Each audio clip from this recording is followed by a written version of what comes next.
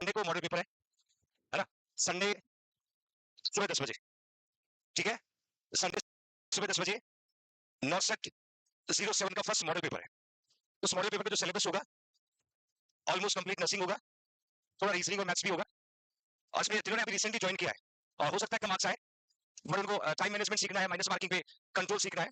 फिर लंच के बाद में पूरा पेपर विद रैशनल सॉल्व करवाया जाएगा क्लास में, तो एटलीस्ट आप अच्छे 100 एमसीक्यू लर्न करके जाओगे, ठीक है? नो रिस्पॉन्स, है ना? नालायक आप सबके लिए करें हम लोग, आज से मूवी की तरह देख रहे हैं। मॉडल पेपर है, ठीक है सर, है? थोड़ी सी कम से कम एफर्ट्स को अप्रिशिएट करना सीखो। हमें बोला छत पे जाके कूद जाओ, यस सर, है?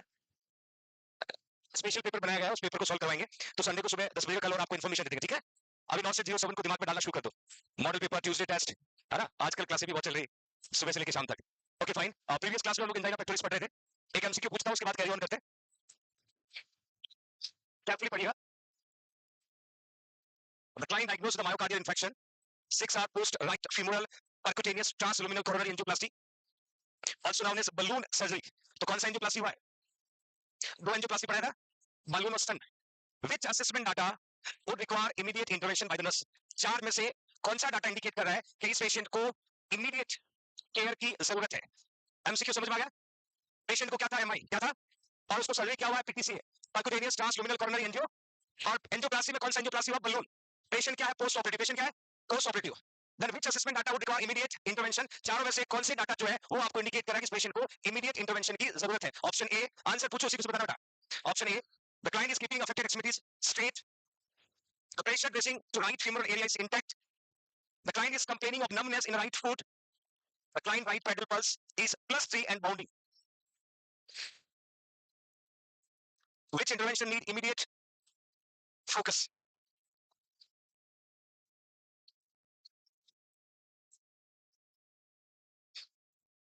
इसका आंसर पता चल गया, raise your hands, very limited. और उसी को भी समझाओ आंसर क्यों है।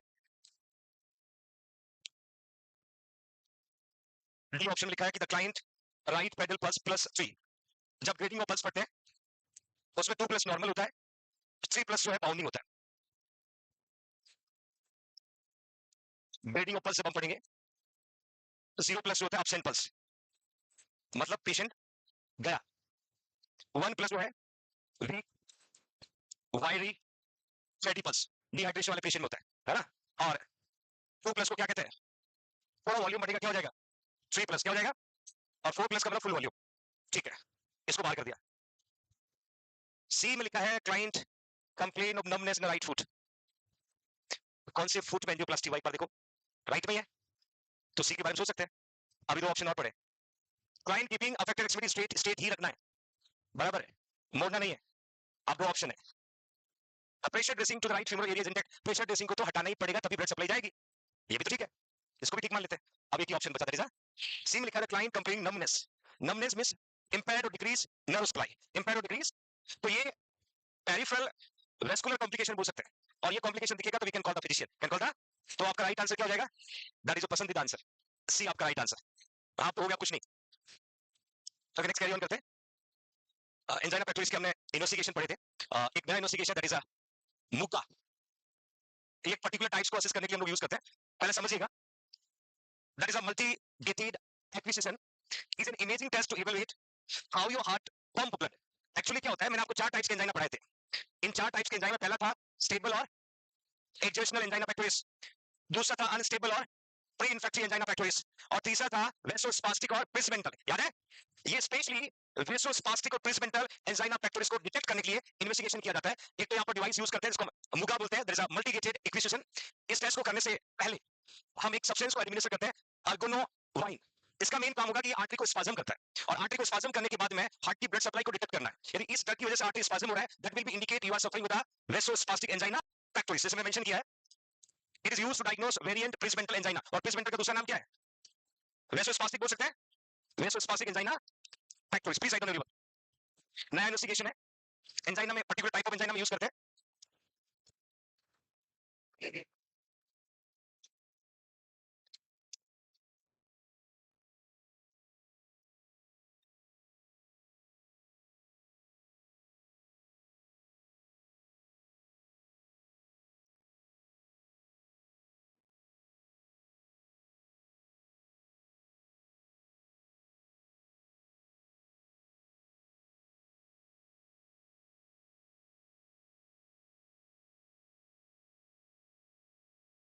The most dangerous type of angina pectoris, unstable. Very good.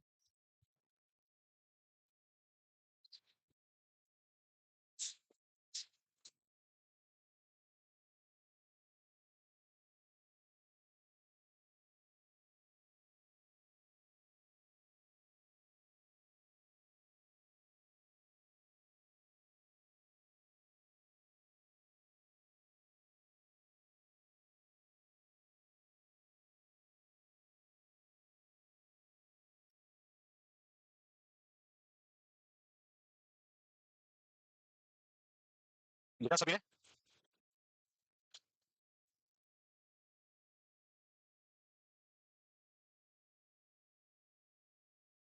तो these are the investigation और मेन इन्वेस्टिगेशन हमने डेफिनेटिव टेस्ट पढ़ा था, क्या होता है? Cardiac catheterization. और कार्डियक कैथेटराइजेशन का काम होता है to find out location of obstruction. Okay fine. Now the management. आपने बच्चों एमआई से पढ़ा, एमआई का इमीडिएट मैनेजमेंट आपको बताया था मैंने. That is a Mona. Remember, MI को इमीडिएट ट्रीट करना तो मॉर्फिन देना, ऑक्सीजन देना, एंटीसी देना और एस्पिरिन देना. और वहां पर ड्रग ऑफ चॉइस कौन था?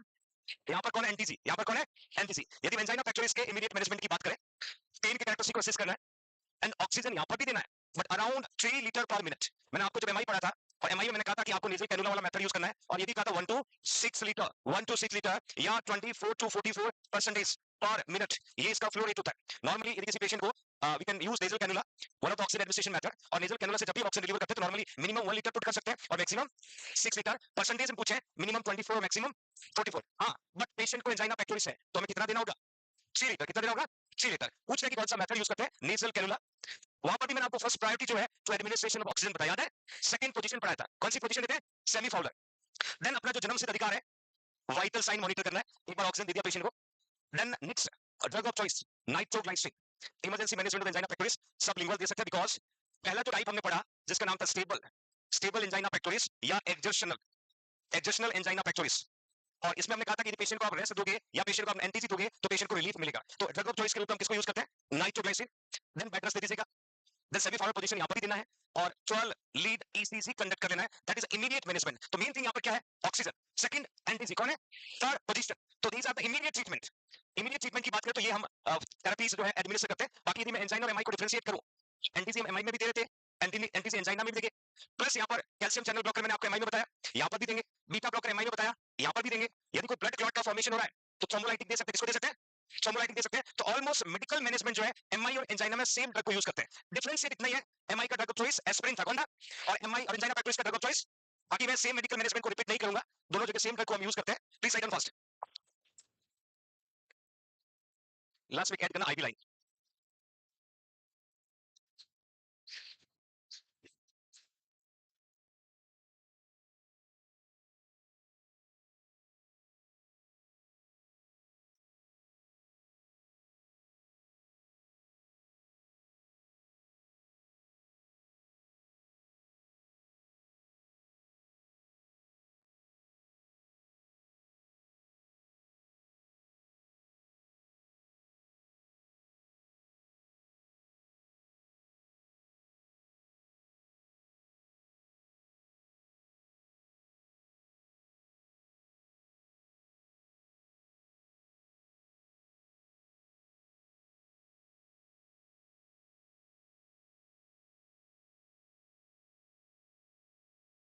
सो जैसे आप एक बार एमआई को रिकॉल करते हैं, एमआई के मेडिकल मैनेजमेंट में आपको मॉर्फिन सल्फेट पढ़ाया था. मॉर्फिन सल्फेट का काम था to decrease demand of oxygen. तो ये मॉर्फिन यहाँ पर प्रायोरिटी ड्रग नहीं है एंजाइना पेक्टोरिस में. दूसरा वहां पर मैंने आपको एस्पिरिन पढ़ाया था. एस्पिरिन, और एस्पिरिन का था एंटी प्लेटलेट. कौन सा है? और एस्पिरिन देने का रीजन था कि पेशेंट के आर्टरीज में फैट और लिपिड का जब डिपोजिशन होता है तो प्लेटलेट क्लम्प हो सकता है, या एस्पिरिन डिपेंड करता है कि यदि प्लेटलेट क्लम्प फैट और लिपिड डिपोजिशन होने की वजह से ब्लड सप्लाई डिक्रीज हुआ तो एस्पिरिन दे सकते हैं. हो सकता है कॉज में स्पाज्म हो, तो स्पाज्म में तो कुछ भी डिपोजिशन नहीं है, तो स्पाज्म है तो वहां पर कैल्शियम चैनल ब्लॉकर यूज कर सकते हैं, नाइट्रोग्लिसरीन का यूज कर सकते हैं. इसके अलावा आपको थ्रोम्बोलाइटिक ड्रग पढ़ाया था स्ट्रेप्टोमाइसिन. स्ट्रेप्टोमाइसिन पढ़ाया था, थ्रोम्बोलाइटिक ड्रग, वो आप यहां यूज कर सकते हो. एक आपको मैंने हिपैरिन पढ़ाया था, हिपैरिन को यूज कर सकते हो.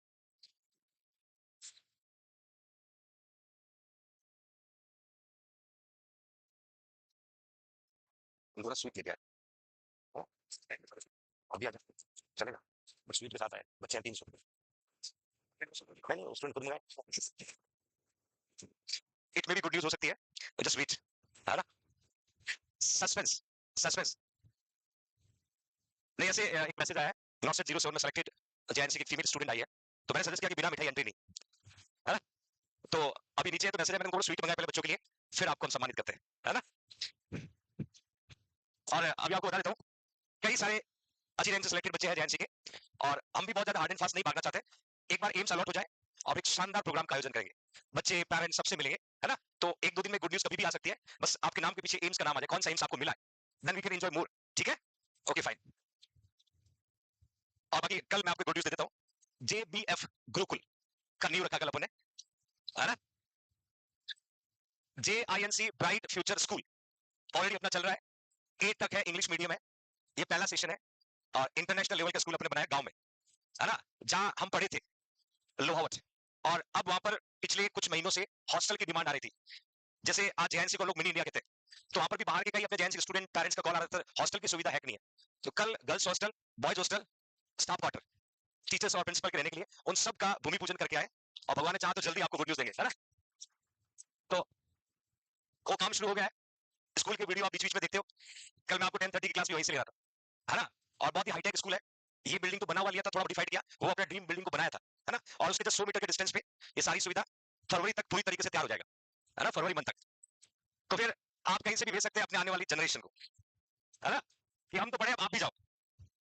वो क्लास से जो है प्रेप से एचकेजी, एलकेजी, प्ले ग्रुप, मतलब 2.5 साल का बच्चा भी आ सकता है, सारी व्यवस्था है, खेलने कूदने की जब होएगा तो कैसे चुप कराना है, कौन टेक केयर करेगा, वो सारी फैसिलिटीज अवेलेबल कर दी है, केयर टेकर है वहां पर, छोटे छोटे बच्चों को खाना खिलाने की व्यवस्था भी है, चम्मच से कैसे खिलाया जाता है, और वहां से लेके नर्सिंग ऑफिसर डॉक्टर बनने तक की सुविधा है आपके जैन से, है ना। बाकी एक बड़ा अनाउंसमेंट हम लोग 28 जून को करेंगे कि नेक्स्ट जैन का बड़ा प्लान क्या है। 28 जून को अपना फाउंडेशन डे है, और वहां पर हम कोशिश करेंगे उस प्रोजेक्ट का पूरा सब कुछ आपको बताया जाए कि आपका जैन एक्चुअली और क्या करना चाहता है ना। तो तब तक आप उस सस्पेंस का वेट करें, भगवान का आशीर्वाद, आप सबका प्यार बना रहे, तो आपको हमेशा हर पल प्राउड फील करवाए, जहां भी बैठे होंगे ना, कि हमारी हमारी जैन ने ये और कर लिया, हमारी जैन ने ये और कर लिया, है ना। तो कई सारे सेगमेंट चलते रहते हैं, मेहनत चलती रहती है, और बैक साइड में और अलग प्लानिंग चलती रहती है, आपकी पढ़ाई भी हो, आपका जैन ग्रोथ भी करे, और कहीं पर भी आप बैठ के कोई बात करें जैन का, तो बता सकते हो कि 5 स्टूडेंट की शुरुआत 2015, और आज हजारों बच्चे, है ना। बस आपका प्यार हमेशा बना रहे, ठीक है। ओके, नेक्स्ट कैरी ऑन करते हैं। मेडिकल मैनेजमेंट ऑलरेडी मैंने आपको बता दिया, now we will discuss about surgical management. PTC आपने पढ़ लिया, सीएबीसी आपने पढ़ लिया, दोनों यहां पर भी इंप्लीमेंट होता है। एक वर्ड मैंने ऐड किया, एथेक्टमी। देखिए एक वर्ड पढ़ रहे थे, एथेरोस्क्लेरोसिस, एथेरोस्क्लेरोसिस, और एथेरोस्क्लेरोसिस का मीनिंग मैंने कहा था कि आपकी आर्टरीज के ल्यूमन में, आर्टरीज के ल्यूमन में फैट और लिपिड का डिपोजिशन हो जाना, एंड जिसकी वजह से ब्लड सप्लाई का डिक्रीज होना, that you can see atherosclerosis. आप इस पिक्चर में देखिएगा, ये आपका ल्यूमन ऑफ ब्लड वेसल्स है, और इस ल्यूमन के अंदर फैट और लिपिड का डिपोजिशन हुआ, तो ल्यूमन क्या हो गया बच्चों, नैरो हो गया। क्या हो गया, नैरो होने से जितना ब्लड आपको फर्दर जाना चाहिए था उतना नहीं जा पा रहा है। तो ये जो फैट और लिपिड डिपोजिट हुआ है, इसको रिमूव करने के लिए, that is atherosclerotic plague, atherosclerotic plague, और इस प्लेग को रिमूव करने के लिए एथेक्टमी करते हैं। एक्टोमी मतलब होता है रिमूवल।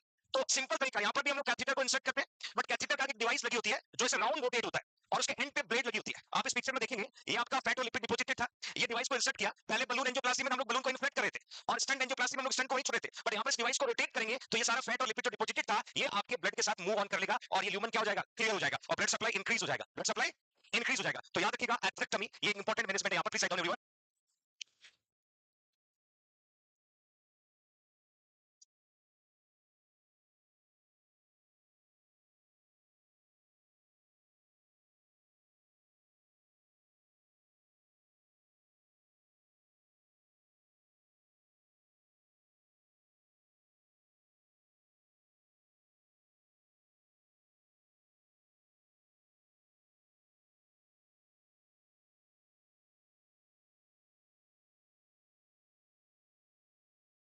It's over everyone.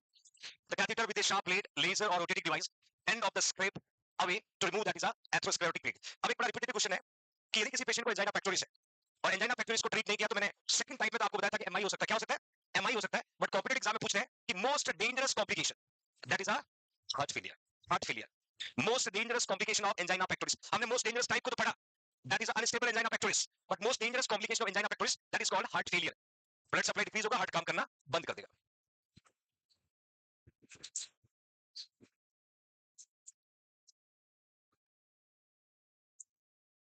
पानी आ रहा है, कोई नहीं आने दो, ऐसी गर्मी में पानी आना चाहिए, बारिश आनी चाहिए। कल का देखोगे आपने टेंपरेचर 47 48, हमारे शिमला उत्तराखंड और उधर के कश्मीर वाले बच्चों के लिए बहुत शॉकिंग होगा, है ना। घर वालों को बताओ 48 टेंपरेचर में है, बड़े बड़े घर आ जाओ, चिंता करने वाले, बट वी आर फाइटर। पता चला आपको जोधपुर एमसी मिल गया, फिर कहाँ जाएंगे, तो प्रैक्टिस जरूरी है ना। Okay, solve the MCQ. बहुत सिंपल है. Which enzyme is the most dangerous type?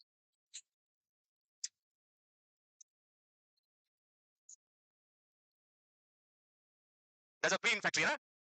अब हमने इसका दूसरा नाम पढ़ा था, अनस्टेबल.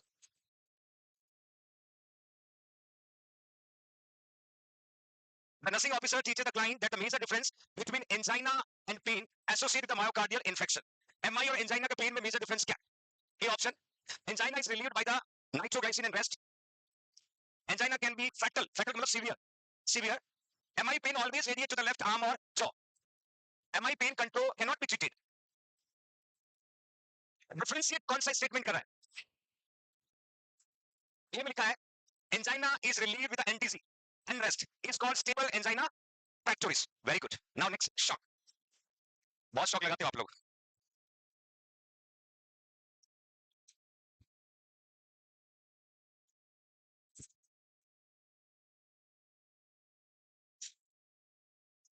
जैसे एमआई में आपने पढ़ा था decrease blood supply, then MS cellular tissue. Enzyme में पढ़ा था इंबैलेंस बिटवीन O2 सप्लाई और O2 डिमांड. यदि हम बात करें shock, failure of circulatory system, that meaning failure of circulatory system to maintain adequate blood supply towards body organ is called main जो word याद रखना है failure of circulatory system. Failure of circulatory system मतलब आपके body में जो blood circulate हो रहा है वो उतने अमाउंट में नहीं हो पाएगा जितना होना चाहिए. That is called shock. That is called shock. Failure of circulatory system to maintain adequate blood supply towards your body organ. For example, your kidney need 20 to 25% of cardiac output. Kidney को लगभग 20 से 25% total cardiac output चाहिए और वो decrease होकर 10 पे आ जाएगा, renal failure हो जाएगा. क्या हो जाएगा? Your heart need 5% of total cardiac output और आपके हार्ट को 5 से कम मिलेगा तो हार्ट इफेक्टिव फंक्शन नहीं कर पाएगा. तो that means failure of circulatory system to maintain adequate blood supply to the body organ. आपके बॉडी ऑर्गन को जितना ब्लड चाहिए उतना ब्लड सप्लाई नहीं हो रहा है. That condition we can say shock. Understand everyone? अब शॉक में बहुत सारे टाइप्स हम पढ़ेंगे. कॉम्पिटिटिव एग्जाम में हर टाइप पे अलग अलग एमसीक्यू बनता है. फॉर एग्जांपल क्लासिफिकेशन और टाइप्स आगे मैं डिटेल में पढ़ाऊंगा बच्चों आपको. जस्ट आउटलाइन बता देता हूं. टाइप और classification of shock. Mainly we have three types.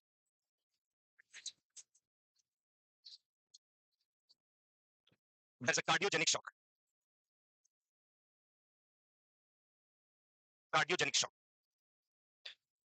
और cardiogenic जो shock होता है that will be due to defect in cardiac pump. अब हार्ट में कार्डियक पंप का काम कौन करता है? वेंट्रिकल्स. कौन करता है? भाई वेंट्रिकल कॉन्ट्रैक्ट होगा तो ब्लड आगे जाएगा. राइट वेंट्रिकल कॉन्ट्रैक्ट होता है तो ब्लड पल्मोनरी आर्टरी में जाता है. लेफ्ट वेंट्रिकल कॉन्ट्रैक्ट होता है तो अयोटा में. तो when your pumping system going to be affected, तो आपके हार्ट का जो पंपिंग सिस्टम है जिसको कार्डियक पंप कहते हैं उसमें यदि डिफेक्ट होगा तो उतना ब्लड पंप नहीं कर पाएगा जितना ब्लड आपके बॉडी ऑर्गन को चाहिए. That can cause cardiogenic shock. क्या कॉज करेगा? Simple to understand. Cardiogenic word कहीं पर भी आता है we can say defective cardiac pump. और कार्डियक पंप का काम करता है बोथ वेंट्रिकल्स. कौन करता है? क्योंकि राइट वेंट्रिकल ब्लड को पंप करता है सॉरी पल्मोनरी सर्कुलेशन में, लेफ्ट वेंट्रिकल पंप करता है सिस्टमिक सर्कुलेशन में. तो due to defect in cardiac pump can cause cardiogenic shock. एक होता है hypovolemic shock. Hypovolemic shock, that is due to lack of volume. जैसे आपको बर्न हुआ तो बर्न में आपकी बॉडी से क्या लॉस होगा? फ्लूइड लॉस होगा. जगह चेंज करनी पड़ेगी बेटा. कोई नहीं तो आगे पीछे हो जाओ. बर्न की वजह से वॉल्यूम लॉस होता है. यदि आपको लगातार वॉमिटिंग होगा तो आपकी बॉडी से क्या लॉस होगा? डायरिया होगा तो क्या लॉस होगा? एक्सेसिव ब्लड आपकी बॉडी से लॉस होता है. क्या होगा? तो जब भी वॉल्यूम कम होता है तो उतना वॉल्यूम आपके सर्कुलेशन में ट्रेवल नहीं कर पाता है और जिसकी वजह से आपको क्या होता है? Hypovolemic shock. क्या होता है? Hypovolemic. That means due to lack of volume. Volume lack होने के कई सारे फैक्टर है. डायरिया हो सकता है, वॉमिटिंग हो सकता है, बर्न हो सकता है, डायरेटिक ड्रग्स हो सकती है. डायरेटिक ड्रग क्या करता है? Hyper urination. यूरिन ज्यादा पास होगा आपकी बॉडी में वॉल्यूम कम हो जाएगा. तो that hypovolemia can cause hypovolemic shock. Third one distributive shock. Distributive shock ये फर्दर थ्री टाइप्स की होती है. Distributive shock further divide in three types. और इसमें सबसे पहले anaphylactic shock due to allergic reaction. Actually क्या होगा? when any kind of allergen comes to contact with your blood, any kind of allergen comes to contact with your blood can cause acute anaphyletic or acute allergic reaction. क्या cause करेगा acute allergic? Acute allergic reaction can cause vasodilation. Can cause और vasodilation होगा तो blood flow decrease होगा, और blood flow decrease होगा तो cardiac output कम होगा, और कार्डियक आउटपुट कम होगा तो बॉडी ऑर्गन में सर्कुलेटरी वॉल्यूम कम होगा, और कम होगा तो क्या हो जाएगा? शॉक। क्या हो जाएगा? शॉक। जैसे blood transmission can cause anaphylactic shock, antibiotics can cause anaphylactic shock, anaesthetic drugs can cause anaphylactic shock. तो एनाफिलेक्टिक शॉक का कॉज होता है डायलोजन रिएक्शन। एक होता है septic shock, septic shock due to sepsis या सेप्सिस बाय माइक्रो ऑर्गेनिज्म। कोई भी micro organism like bacteria, fungus, virus, protozoa, parasite, किसी भी माइक्रो ऑर्गेनिज्म के द्वारा कोई इंफेक्शन होता है और इंफेक्शन की वजह से आपका वेसोडाइलेशन होता है, that can cause septic shock. एक होता है neurogenic shock, neurogenic shock due to nerve impairment. जब नर्व इंपेयरमेंट होगा, नर्व सप्लाई डिक्रीज होगा, नर्व सप्लाई डिक्रीज होगा, vasoconstriction, vaso reduction decrease होगा, तो आपका वॉल्यूम डिक्रीज हो जाएगा। That is a neurogenic shock. पहले आपका सबसे पहले बताया था कार्डियोजेनिक, कार्डियोजेनिक में मैंने कहा था defect in the cardiac pump. दूसरा आपको कहा था मैंने hypovolemic shock due to lack of volume. तीसरा मैंने कहा डिस्ट्रीब्यूटिव, डिस्ट्रीब्यूटिव तीन टाइप है। पहला एनाफाइलेटिक, एनाफाइलेटिक शॉक को हम एक्यूट एलर्जिक रिएक्शन कह सकते हैं, है ना? तो एनाफाइलेटिक शॉक का कॉज था due to allergic reaction. Septic shock का कॉज है सेप्सिस, और सेप्सिस का कॉज है micro organism. Neurogenic shock, suppose किसी पेशेंट को स्पाइनल कॉर्ड इंजरी हो गई, और स्पाइनल कॉर्ड इंजरी होने की वजह से आपके ब्लड वेसल्स की तरफ जाने वाला नर्व सप्लाई डिक्रीज हो गया, तो ब्लड वेसल्स कॉन्ट्रैक्ट और रिलैक्स नहीं होगा, कॉन्ट्रैक्ट और रिलैक्स नहीं होगा तो हार्ट में पहुंचने वाला वॉल्यूम डिक्रीज होगा, तो कार्डियक आउटपुट डिक्रीज होगा, तो सर्कुलेटरी वॉल्यूम भी क्या हो जाएगा? कम हो जाएगा। तो septic shock, neurogenic shock, anaphylactic, ये तीनों किसके टाइप है? Distributive shock. तो that these are the three types, main types, and three में थर्ड में डिस्ट्रीब्यूटिव के फिर तीन टाइप्स। स्टार्ट करें एक को, ये आपकी नॉलेज के लिए बच्चों, no need to write please. मैं लिखवाऊंगा पूरा मैकेनिज्म लिखवाऊंगा आपको। नॉर्मली एग्जाम में सीधा पूछते हैं कि शॉक मींस क्या होता है। जैसे हम लोग भी कई बार बोलते हैं मुझे शॉक लगा, है ना? एक ऐड आता है न्यूज़पेपर में, और कभी कभी आपने टीवी पे देखा होगा, बाल बिखर जाते हैं, है ना? वो इलेक्ट्रिकल शॉक होता है। कौन सा होता है? Electrical shock. एकदम ऐसे भूत बन जाते हैं, तो कहते हैं करंट लगा, सुना है कभी? वो इलेक्ट्रिकल शॉक होता है। हम यहाँ पर पढ़ रहे हैं जो सर्कुलेटरी वॉल्यूम फेल करने वाले पार्ट्स है, cardiogenic shock, hypovolemic shock, distributive. और शॉक का मतलब क्या है? Failure of circulatory system. Definition तो लिखे सभी ने। पहला टाइप हम कैरी करें बच्चों हाइपोवोलेमिक शॉक, इसका दूसरा नाम है कोल्ड शॉक। कोल्ड शॉक, जब आप ब्लड पढ़ेंगे और ब्लड के फंक्शन पढ़ेंगे, एक फंक्शन आएगा maintain body temperature, body temperature, because आपके ब्लड का टेम्परेचर जो है वो 37.5 डिग्री सेल्सियस होता है। आपके ब्लड का जो नॉर्मल टेम्परेचर है वो 37 पॉइंट, आपके बॉडी का तो कितना होता है? 37। ह्यूमन बॉडी का टेम्परेचर कितना होता है? 37 डिग्री सेल्सियस। ब्लड थोड़ा गर्म होता है, तो 37.5। अब जब भी आपकी बॉडी में ब्लड सप्लाई डिक्रीज होगा, जिस पार्ट की ब्लड सप्लाई डिक्रीज होगा वो एक्सट्रीमिटीज हमेशा कोल्ड फील होगा। कैसा फील होगा? जैसे मैं आगे आपको पेरिफेरल आर्टेरियल डिजीज पढ़ाऊंगा, पेरिफेरल आर्टेरियल डिजीज में सब जगह आप पढ़ेंगे coldness, cold because lack of blood supply, lack of. कई बार ऐसा नहीं होता आप चेयर पे से चढ़ के आते हो, भाग के आते हो, ब्लड फ्लो बढ़ जाता है और ऐसा स्वेटिंग जैसा आने लग जाता है, क्योंकि ऑलरेडी आपका ब्लड का टेम्परेचर 37.5 है। आप एक्सर्शन बढ़ाओगे, ब्लड फ्लो बढ़ेगा तो टेम्परेचर भी बढ़ेगा, और टेम्परेचर बढ़ेगा तो फिर आपको एक्सेसिव स्वेटिंग देखने को मिलेगा। तो हाइपोवोलेमिक का मतलब जो वॉल्यूम कम होगा, मतलब ब्लड वॉल्यूम भी कम होगा, तो यू फील लाइक कोल्ड। तो इसको हम क्या बोल सकते हैं? Cold shock. क्या बोलते हैं? Cold shock. कैसे होगा पता देखिएगा। अब इटियोलॉजी में ब्लीडिंग, इट में इंटरनल, इट में external, diarrhoea. What do you mean by diarrhoea? आपने हॉस्टल में रहे हो स्टूडेंट लाइफ में, इमीडिएट कोई छुट्टी लेनी होती तो टीचर को क्या बोलते थे? No need to any further discussion, ma'am morning से डायरिया हो रहा है, गिव एप्लीकेशन, टेक लीव, है ना? तो ये जो डायरिया, छुट्टी वाला डायरिया था, passing of watery stool 3 to 4 times a day in a day is called diarrhea. Watery stool दिन में 3 से 4 बार यदि पास होता है, दैट इज कॉल्ड डायरिया। और वाटरी स्टूल होगा तो वाटर लॉस होगा, इलेक्ट्रोलाइट लॉस होगा, सोडियम लॉस होगा, पोटेशियम लॉस होगा, that is called diarrhoea. Passing of watery stool 3 to 4 times a day, that is called diarrhoea. और या थोड़ा सा वाटरी की जगह loose stool is called loose motion, is called loose motion. Watery stool word को हटा दो, passing of 3 to 4 loose stool in a day is called loose motion. क्या बोलते हैं? और इसी डायरिया में म्यूकस है तो बोलते हैं डिसेंट्री। क्या बोलते हैं? डिसेंट्री। तो simply passing of watery stool 3 to 4 times a day is called diarrhea. Then vomiting, fluid loss from the burn. वैसे बर्न में सबसे ज्यादा फ्लूइड लॉस होता है because skin is the largest organ of human body. आपका body में सबसे बड़ा ऑर्गन कौन सा है? स्किन। और स्किन जब आपके बॉडी के सारे ऑर्गन को प्रोटेक्ट करता है, और स्किन यदि बर्न हो गई तो सबसे ज्यादा फ्लूइड लॉस होता है। इसलिए ब्लीडिंग, डायरिया, वोमिटिंग और बर्न, इन सारे फैक्टर की वजह से आपके बॉडी का वॉल्यूम क्या हो रहा है? डिक्रीज। वॉल्यूम क्या हो रहा है? जब आपके बॉडी से वॉल्यूम डिक्रीज होगा, that can cause inadequate tissue perfusion, that condition is called hypovolemic. Please write down mechanism: loss of fluid, inadequate tissue perfusion,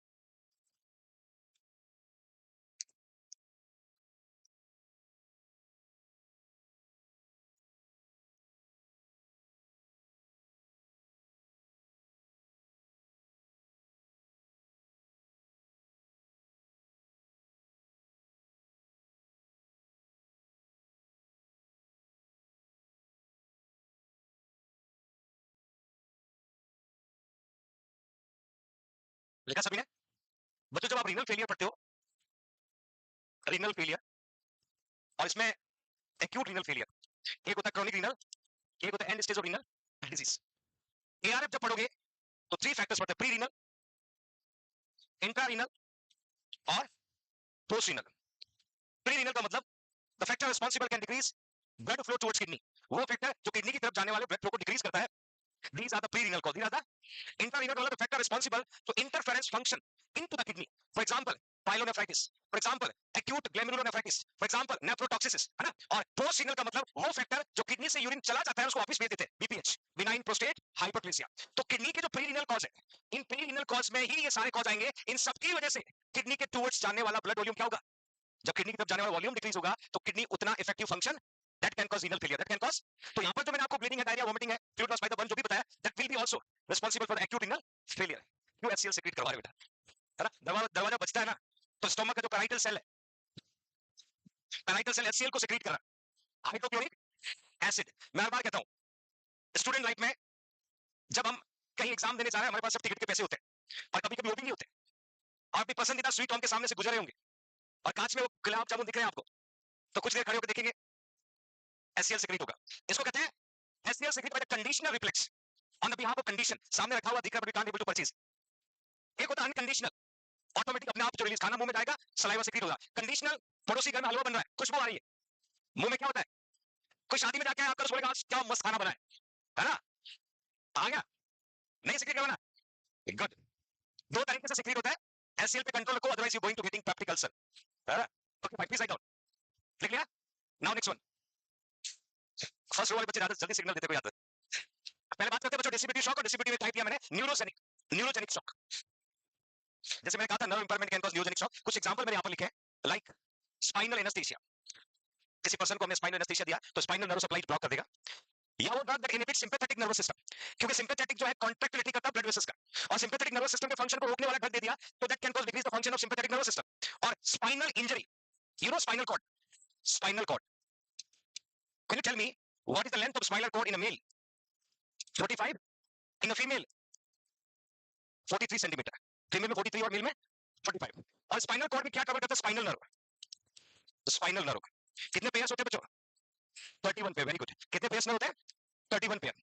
यदि किसी पर्सन को स्पाइनल इंजरी हो गया और जिसकी वजह से स्पाइनल नर्व डैमेज हो गए, तो बॉडी ऑर्गन के टुवर्ड्स, स्पेशली लो एक्सट्रीमिटीज के टुवर्ड्स आपका नर्व सप्लाई डिक्रीज हो जाएगा, और नर्व सप्लाई जब डिक्रीज हो जाएगा तो ना तो ब्लड वेसल्स काम करेगा ना ऑर्गन काम करेंगे, that can cause again neurogenic shock. कौन सा शॉक कॉज करता है?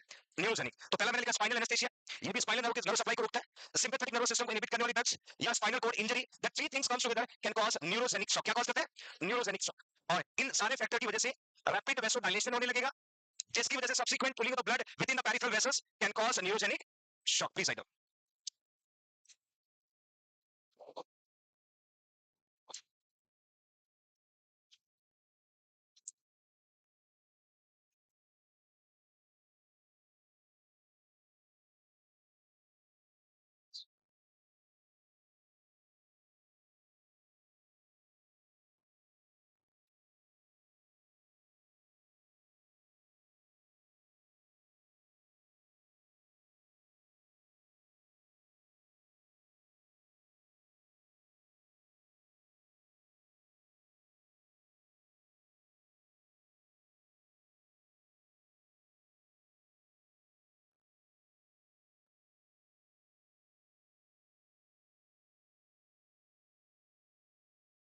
कुछ हुआ?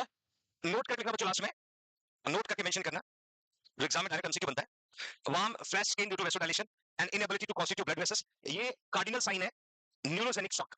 यदि किसी को न्यूरोजेनिक शॉक हुआ है, अब सीवियर वेसोडाइलेशन की वजह से, रैपिड वेसोडाइलेशन की वजह से ब्लड वार्म होगा, फ्लैश स्किन दिखेगा, और इसका जो कॉज होगा vasodilation and inability to constitute blood vessels.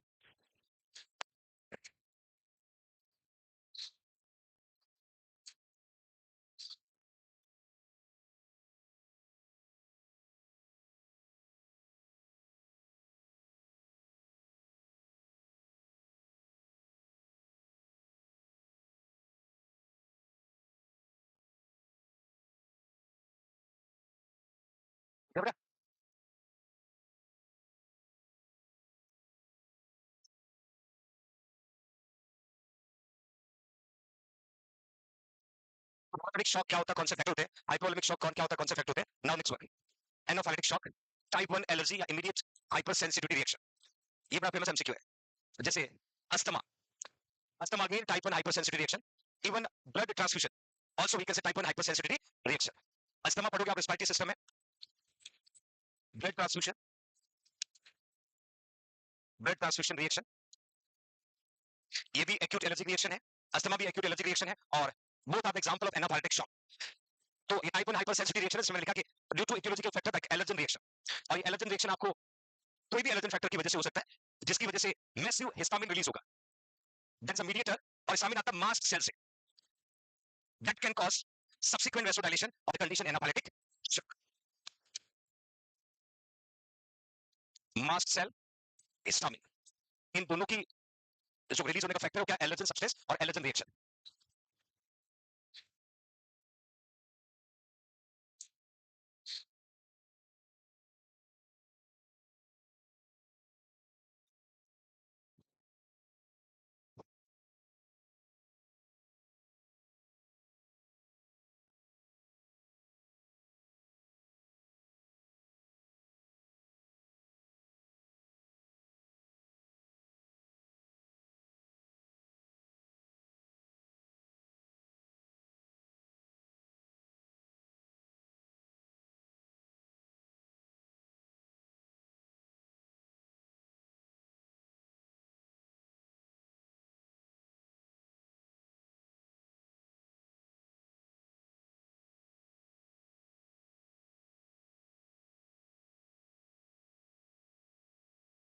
हुआ एग्जैक्टली क्या होता है, जैसे कोई allergen comes to contact with blood can cause figure out IgE, और आपको अच्छे से पता है कि IgE जो है always increase due to allergic reaction, due to, और ये IgE क्या करता है, ये स्टिमुलेट करता है मास्ट सेल को, और मास्ट सेल क्या करता है, रिलीज करता है हिस्टामिन को, किसको कहता है, हिस्टामिन, और ये हिस्टामिन जाकर के दो काम करता है, एक तो रेस्पिरेटरी स्पाज्म करता है, रेस्पिरेटरी स्पाज्म, और दूसरा यहां पर आकर के वेसोडाइलेशन, वेसोडाइलेशन। यदि हिस्टामिन रेस्पिरेटरी पैसेजवे में जाएगा तो वहां पर पैसेजवे को क्या करेगा, स्पाज्म, और that condition we can say asthma. क्या बोलते हैं भाई, अस्थमा का मतलब क्या होता है, spasm of the respiratory passageway can cause wheezing और म्यूजिकल साउंड। रेस्पिरेटरी जो पैसेजवे है, सपोज ये उसका डायमीटर है, और एलर्जी होने की वजह से ये डायमीटर क्या हो जाएगा बच्चों, नैरो, क्या हो जाएगा, और नैरो होने की वजह से जितना एयर का एक्सचेंज होना चाहिए उतना नहीं होगा, और नहीं होगा मतलब लार्ज अमाउंट ऑफ एयर एक स्मॉल डायमीटर से जैसे ही रन करेगा एक साउंड आता है, उसको बोलते हैं व्हीजिंग साउंड। क्या बोलते हैं, व्हीजिंग साउंड। तो सिंपली जब भी कोई allergen comes to contact with your blood, that can cause trigger out your IG, जिसकी वजह से स्टिमुलेट होता है मास्ट सेल और रिलीज होता है हिस्टामिन, और हिस्टामिन आकर के वेसोडाइलेटिव इफेक्ट में रोल प्ले करता है, और वेसोडाइलेशन होगा तो आपका ब्लड सप्लाई डिक्रीज हो जाएगा, जिसकी वजह से पेशेंट का सर्कुलेटरी सिस्टम फेल हो जाएगा, that condition is called anaphylactic shock. Understand everyone? लिखना बाकी तो नहीं रहा कुछ? हाँ हाँ लिख लो।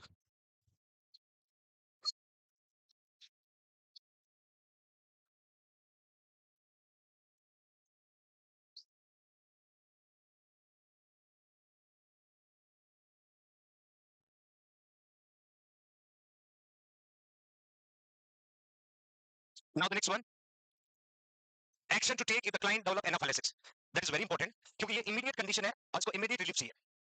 जैसे पेशेंट को एनाफाइलेटिक शॉक होता है तो इमीडिएट ट्रीटमेंट में सबसे पहले जो हमारा काम होगा to assist respiratory status, maintain patient airway. अभी मैंने आपको क्या जिक्र किया कि जब भी एनाफाइलेटिक शॉक की हम बात करेंगे जिसकी वजह से आईजीई ट्रिगर आउट होता है, फिर आपका हिस्टामिन रिलीज होगा, और फिर मैंने कहा था ये जाकर के रेस्पिरेटरी स्पाज्म कॉज करेगा। क्या करेगा, आप कभी भी नोट करना, when a patient getting acute anaphylactic reaction, patient feel breathing difficulty. क्या फील करता है, अब ब्रीथिंग डिफिकल्टी फील होने का कॉज क्या है, रेस्पिरेटरी पासेजवे स्पाज्म।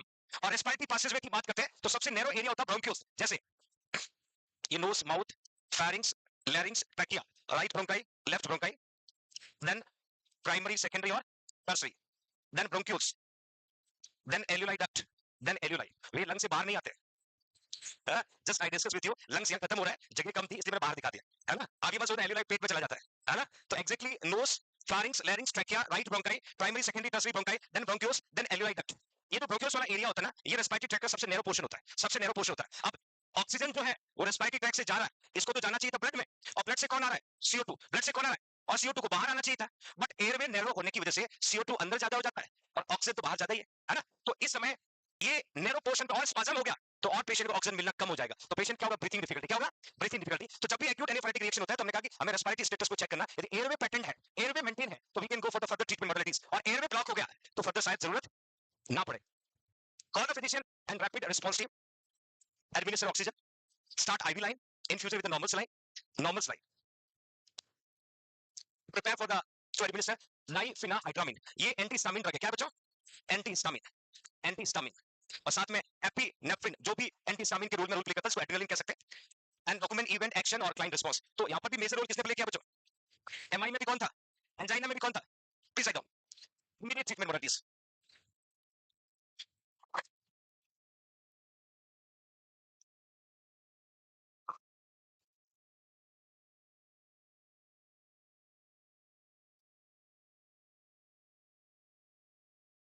मुझे लगता है आपका इंतजार खत्म होने वाला है, इधर देखिए बोर्ड की तरफ देखो, हाँ लिखो।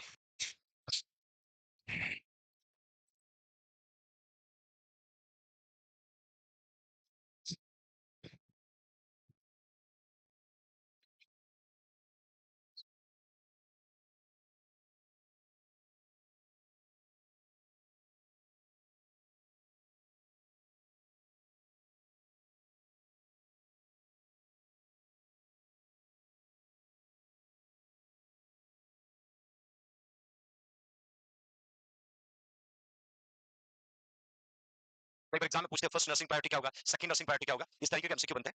तो जब भी रेस्पिरेटरी पैटर्न को असेस करना होगा, that is the first priority, then call the physician second, और फिर हम अपना काम करेंगे टू एडमिनिस्टर ऑक्सीजन।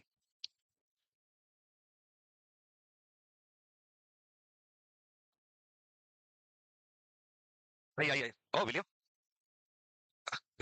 पापा कैसे, माइक सिस्टम ऑन कर, मैं सोच रहा था माइक कौन चलाएगा।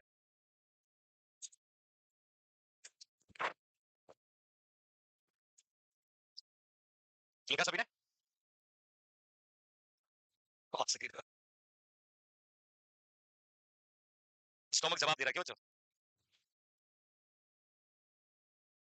आइए सर आइए, आओ ने, आइए सर, क्वेश्चन क्वेश्चन, नमस्कार सर, आओ सर,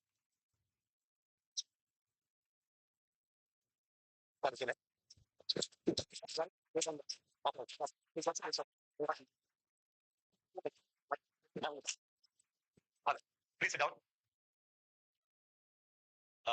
सबसे पहले तो नेहा बहुत बहुत बधाई एंड कांग्रेचुलेशन सर, आपका बहुत बहुत शुक्रिया। Neha Banjare from Chhattisgarh, JINC A10 batch, offline batch, और ऑल इंडिया 118 रैंक, जिन्होंने बहुत दूर से डिसाइड किया JINC जोधपुर आने का, और इसलिए मैं पेरेंट्स का शुक्रिया अदा करता हूं कि इतनी दूर बच्चों को भेजने से पहले पेरेंट्स बड़े चिंतित होते हैं, और हमने कोशिश की एज ए पेरेंट्स बच्चों का पूरा ख्याल रखने की, और जिस पर्पज से छत्तीसगढ़ से चल के JINC जोधपुर पहुंचे और बन गए नर्सिंग ऑफिसर।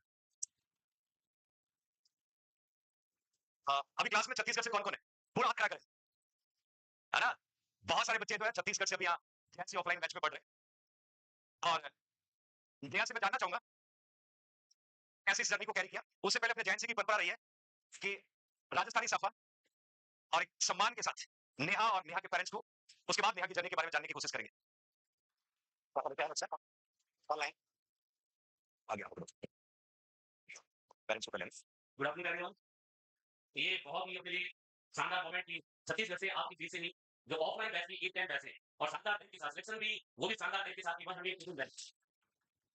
सबसे पहले तो मुझे तो हमेशा कहने लाइन की thanks India to trust on JINC, कि स्टेट को छोड़ के छत्तीसगढ़ को छोड़ के आप राजस्थान आते हैं और राजस्थान की चिलचिलाती गर्मी में यहाँ बैठ के पढ़ते हैं। अभी बात का माहौल तो बता है, गवर्नमेंट खुद अलग करने के लिए आप आराम से बैठ के पढ़े, बाहर नहीं जाए। तो इसलिए ये थैंक्स इनके पेरेंट्स को भी खास रूप से बहुत बहुत नहीं समझता कि आपने विश्वास किया और विश्वास के खिलाफ रहे, आपको इसका सपोर्ट पूरा करेंगे। So thank you so much. और सबसे पहले मैं रिक्वेस्ट करूंगा अपने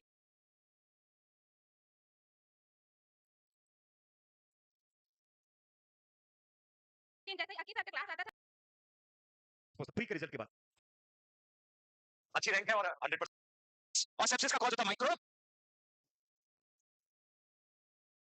हेलो, एक सबको मिला और एक बूस्टर भी मिला, और इस एनर्जी को बनाया कि हम क्लास को कैरी ऑन करते रहे। आवाज कैसे कम हो रही, अब आपने लाउड आवाज में सुनाना एकदम एडजस्ट नहीं कर पा रहे होंगे, तो उसको साथ चला नहीं सकते ना, ठीक, मैं कोशिश करूंगा जोर से बोलने की।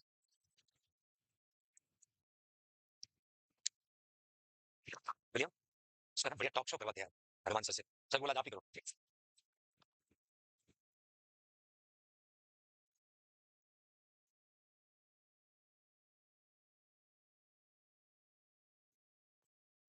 मेरा मिठाई खिलाओ।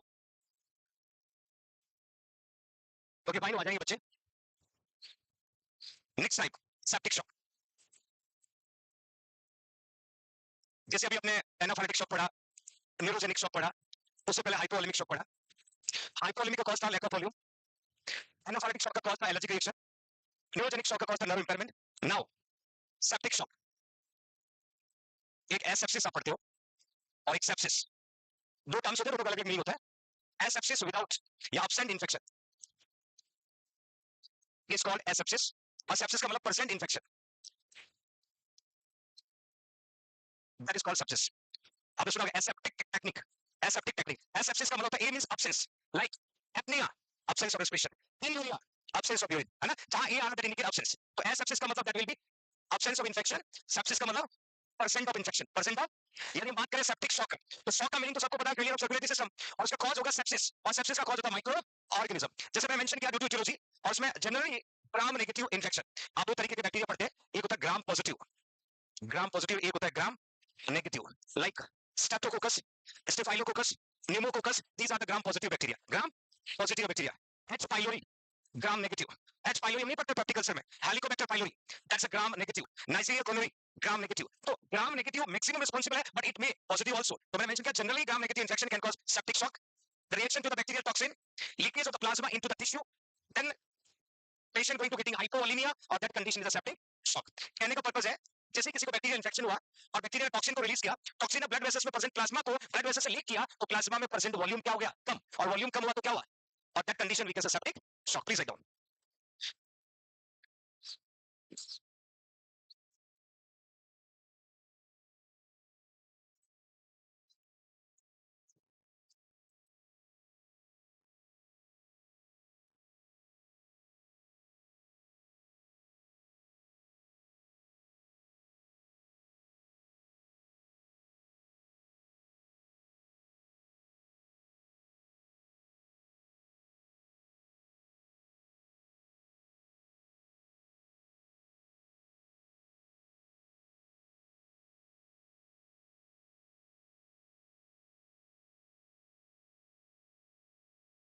बस अभी ना, तो septic shock, anaphylactic shock, neurogenic shock, three types come under distributive shock, और distributive shock is a type of shock.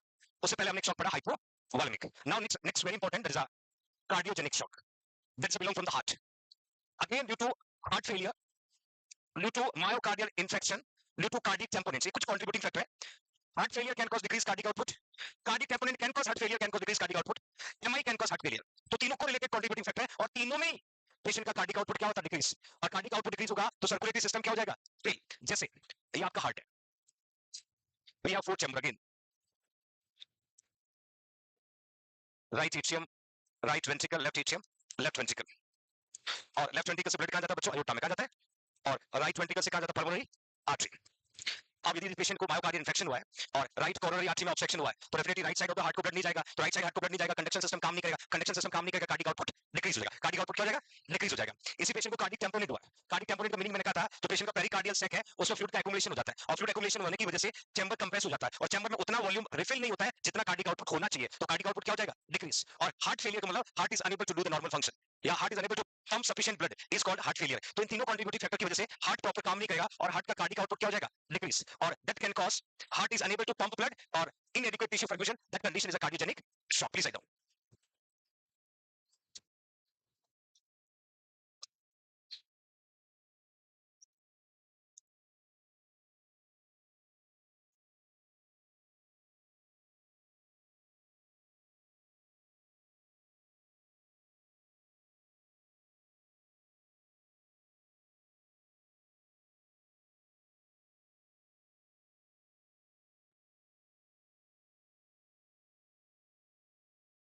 लिखा बच्चों, तो तीनों टाइप्स आपको समझ में आ गए, हाइपोवोलेमिक, डिस्ट्रीब्यूटिव, कार्डियोजेनिक। डिस्ट्रीब्यूटिव फिर तीन थे, सेप्टिक, एनाफाइलेटिक, न्यूरोजेनिक। ओके, अब क्लिनिकल मैनिफेस्टेशन जो है, कुछ सिम्टम मैं पर्टिकुलर शॉक के बारे में बताऊंगा, ट्रीटमेंट में भी कुछ ड्रग पर्टिकुलर टाइप के बारे में हम पढ़ने वाले हैं, जैसे हाइपोटेंशन या blood pressure less than 90 mm of Hg systolic, less than 30 mm of Hg diastolic, client base line. Exactly normal blood pressure जब आप रखते हो तो सबको पता है 120 80 mm ऑफ एचजी।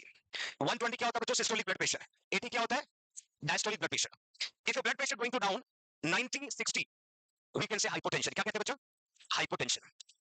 अब यहां पर जो पैरामीटर पुट किया है कि सिस्टोलिक तो ठीक है 90 से ज्यादा कम है, सॉरी, और डायस्टोलिक 30 से कम है, और नॉर्मली 60 से कम होगा तो हम क्या कहते हैं? Hypotension. That will be more decrease, इसको हम कहते हैं बेस लाइन। इसका reason lack of volume, dilation of blood vessels that can cause या decrease blood flow towards body organ that can cause hypotension, can cause hypotension। क्योंकि blood pressure जब हम monitor करते हैं तो हम किसका प्रेशर मॉनिटर करते हैं? आर्टरी का। और आर्टरी में जो फोर्स होता है टुवर्ड्स वॉल, उस फोर्स को मॉनिटर करते हैं, that is the blood pressure. उसके अलावा urine output less than 30 ml per hour, it we can say oliguria, और that will be cardiogenic shock. किसका सिम्टम है? Cardiogenic shock. एक्चुअली क्या होता है? कार्डिक आउटपुट यदि डिक्रीज हुआ, एब्डोमिनल आयोटा में जाने वाला ब्लड भी क्या होगा? डिक्रीज होगा। और एब्डोमिनल आयोटा ब्लड किसको देता है? रीनल आर्टरी किसको देता है? और रीनल आर्टरी ब्लड किसको देता है? किडनी। और किडनी उस ब्लड को फिल्टर करके वेस्ट को कहां भेज देता है? यूरिन के फॉर्म में बाहर भेज देता है, यूरिन के फॉर्म में बाहर भेज देता है। अब जब कार्डिक आउटपुट डिक्रीज हुआ कार्डियोजेनिक शॉक में, कार्डिक आउटपुट डिक्रीज होने से एब्डोमिनल आयोटा में जाने वाला ब्लड भी कम हुआ। एब्डोमिनल आयोटा किसको ब्लड सप्लाई करता है बच्चों? तो रीनल आर्टरी से किडनी को जाने वाला ब्लड भी कम गया, तो ब्लड कम गया तो फिल्टर अमाउंट भी कम होगा, और फिल्टर अमाउंट को हम क्या कहते हैं? यूरिन। क्या कहते हैं? तो पेशेंट को यूरिन आउटपुट क्या हो जाएगा? डिक्रीज। यूरिन आउटपुट क्या हो जाएगा? Decrease. That is oliguria. Oliguria मैंने मेंशन किया है, ये कार्डियोजेनिक शॉक में प्रेजेंट होगा। Cold clammy skin, cold skin जब ब्लड सप्लाई डिक्रीज होगा टुवर्ड्स बॉडी एक्सट्रीमिटीज, और पेरिफेरल पल्स। पेरिफेरल पल्स की हम बात करें, एक्सट्रीमिटीज की जो पल्स है, एक्सट्रीमिटीज की जो पल्स है, और एक्सट्रीमिटीज में आप अपर एक्सट्रीमिटीज कह सकते हो और लोअर एक्सट्रीमिटीज कह सकते हो। सपोज आपने किसी पेशेंट का रेडियल पल्स को फेल्ट किया, इट इज पेरिफेरल पल्स और सेंट्रल पल्स? पेरिफेरल। कौन सा है? किसी पेशेंट का ब्रेकियल पल्स को फेल्ट किया, पेरिफेरल। कौन सा? पॉप्लिकल पल्स को फेल्ट किया, पेरिफेरल। और पेरिफेरल पल्स वीक होने का कॉज होता है decrease blood flow. Decrease because peripheral pulse always responsible to indicate present of blood supply, present of. भाई कैरोटिड पल्स यदि एब्सेंट है मतलब नर्वस सिस्टम को ब्लड नहीं जा रहा है, ब्रेकियल पल्स एब्सेंट है तो राइट हैंड में डिस्टल पार्ट को ब्लड नहीं जा रहा है, यदि फीमोरल पल्स एब्सेंट और डिक्रीज है तो लोअर एक्सट्रीमिटीज को ब्लड नहीं जा रहा है, तो हमेशा पेरिफेरल पल्स का काम है to indicate present of blood supply. तो वॉल्यूम कम है ड्यू टू शॉक, तो आपको पेरिफेरल पल्स भी कैसा महसूस होगा? ओवर पल्स फेल होगा। ठीक है, tachycardia early sign of the cardiogenic shock, early sign of the cardiogenic shock. Even tachycardia जो है हाइपोवोलेमिक शॉक में भी मिलता है। हाइपोवोलेमिक शॉक में कैसे? जब वॉल्यूम कम होगा तो हार्ट कोशिश करेगा फटाफट पंप करके ब्लड देने का, तो कॉन्ट्रैक्शन बढ़ेगा तो हार्ट रेट बढ़ जाएगा। Please side down.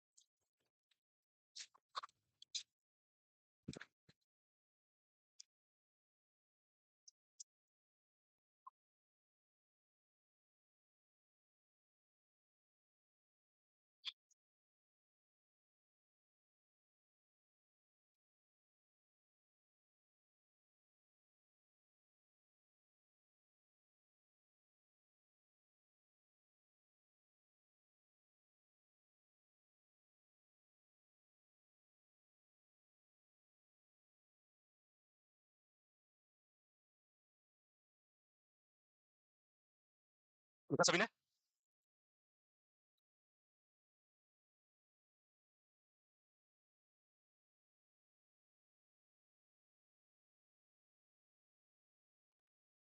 Lines baseline का मतलब मतलब बेस लाइन का मतलब होता है जो नॉर्मल होता है ना उससे कम, जो बेसिक होना चाहिए ना उससे कम। क्या हुआ? ऐसा क्यों मान के बैठा हो? कैंसर लगा। ऐसे लग गया? आपको लगी थी? तो फिर क्या बोला डॉक्टर ने? कितने ऐसे लगी थी? क्या ऊपर वाले बेड पे थे? हाँ हाँ, फैन एकदम पास में है। कुछ रूम में एकदम। अब ठीक हो? लगा सभी ने? अभी अभी जो बच्ची आई थी सिलेक्शन के बाद में, पेरेंट्स को देखा आपने? है, और पेरेंट्स बहुत कुछ कहना चाह रहे थे बट खुशी की वो एक नेक्स्ट लिमिट थी। माँ बाप की सबसे बड़ी तपस्या अपने बच्चों की होता है बच्चे इंडिपेंडेंट हो जाए, है ना? और जिस बाप की बेटी इंडिपेंडेंट हो जाए उससे बड़ा अचीवमेंट कुछ भी नहीं हो सकता है ना? और I realize, I feel very proud. मैं आपको हमेशा कहता हूँ कि जिंदगी में छोटा सा भी कंट्रीब्यूशन आपकी लाइफ में आपको कोई करता है ना तो उसका शुक्रिया अदा करना चाहिए। क्या करना चाहिए? यदि गेट से घुसे हो, गार्ड ने कहा कि आपका पेन गिर गया या नोटबुक गिर गई, तो उनको भी शुक्रिया बोल के आगे जाना है। यदि खाना खा के निकल और खाना टेस्टी बना तो कुक को भी क्या बोलना है? Thank you. ये अप्रिशिएशन होता है उन लोगों के लिए जो रात दिन काम करते हैं, जो इनविजिबल होते दिखते नहीं है। हम थोड़ी सी खाने की गलती होगी ना, चलो अपने 7,000 रुपए लेते हो, ये कोई व्यवस्था है? और फिर फटाफट पता नहीं क्या क्या बोलोगे, मुझे भी पता चलता है कभी कभी, बट मैं अंदर ही अंदर महसूस करता हूँ कि हाँ बच्चे का एक बुरा टाइम रहा होगा, तो फिर डाउट ऑफ मैं उसको कुछ नहीं कहता हूँ, होता है कभी कभी, बट हम कभी शुक्रिया अदा नहीं करते। ये सीखना है। नर्सिंग ऑफिसर कल बन जाओगे, बहुत ज्यादा दिन वेट नहीं करना है, बट नर्सिंग ऑफिसर बनने के बाद में कई सारे लोग मिलेंगे। That is a way to give. लेते तो सबसे हैं, वापस देने का तरीका है। और मैं इसलिए कह रहा हूँ कि बच्ची कोचिंग कंप्लीट करके लास्ट में घर पे चली गई थी, सेल्फ स्टडी कर रही थी, बट इन्होंने अपने कंट्रीब्यूशन को नहीं बोला। सिलेक्शन होने के बाद पेरेंट्स को लेके, यही फादर जब एडमिशन हुआ तो मेरे से मिले थे ऑफिस में, मुझे याद है, और बड़ा इमोशनल होकर कहा था कि सर मेरी बेटी सफल हो जाए, मेरी जिंदगी सफल हो जाएगी। और आज वही फादर आके शुक्रिया अदा कर रहे हैं। इससे बड़ी बात मेरे लिए, जैन के लिए नहीं हो सकती, है ना? आपको भी याद रखना है, आपको भी याद रखना है, कल किसी मोड़ पे मुलाकात हो तो ऐसे मत घूम जाना, मार दूंगा नाला को, वही ध्यान रखना, है ना? ऐसा होता है नर्सिंग ऑफिसर बनने के बाद कभी कभी। मैं कह रहा हूं, आज नो कह रहा हूं, 18 साल का तजुर्बा, 22 साल की टीचिंग, बहुत कुछ सीखा है। और ये इसलिए कह रहा हूं, अभी all India 6th rank JNC का बच्चा है, सुनील सियाग, ओवर हुआ है उसका बैठने का, और उस रो पे वो बच्चा लगभग 8 से 9 महीने बैठा, लास्ट वाले रो पे, और बाहर रूम लेके रहता था, तो उस बच्चे को गर्मियों कूलर खरीदने के पैसे नहीं थे, तो जेआईएनसी से मैंने कूलर भिजवाया, इस बच्चे को परेशानी नहीं हो। ये बच्चा मुझे दिल्ली में भी मिला था, और उसका सिलेक्शन हो गया, 6th रैंक आ गई। फिर भी वो बच्चा लास्ट वेट करा कि मेरा एक बार अलॉटमेंट आ जाए, तब सर आपको शुक्रिया अदा करूंगा। वो तो नाले कैसे पकड़ में आ गया, मैंने कहा तेरी छठी रैंक आई, बोला हाँ सर। तो कहाँ है तू? बोला सर मेरे रैंक के बाद, सिलेक्शन के बाद आपके पास आऊंगा। कई सारे ऐसे नालायक बच्चे बैठे सिलेक्शन के बाद में भी अभी वेट करें। ऑल इंडिया 6 रैंक का मतलब आपका चॉइस मिल गया, है ना? और वो माइक के जस्ट नीचे वो जगह थी उस बच्चे की, हमेशा मैं उसको, हाँ वो वाली जगह जहां बात खड़ा कर रहे हो, और हमेशा उसको मैं हिंट देता था कि अगला नंबर तेरा है, अच्छा कर रहा है, और बहुत अच्छी बात है कि ऑल इंडिया 6 रैंक लेके आया बच्चा। तो फिर भी वो शुक्रिया अदा करने का भी इंतजार कर रहा था। आपसे यही कह रहा हूं, जिंदगी में किसी मोड़ पे कोई आपकी मदद करता है ना, बोलना मत, है ना? और हमेशा उसका शुक्रिया अदा करना, ठीक है? ओके फाइन, नेक्स्ट कैरी करते हैं। सेप्टिक शॉक में मिलेगा cool clammy skin, warm dry pink skin, already मैंने आपको न्यूट्रिक शॉक को बताया, दोनों लाइन को ऐड कर लीजिएगा प्लीज। ऑनलाइन वाले बच्चे भी कह रहे हैं ऐसा हो नहीं सकता, होने नहीं देना बेटा।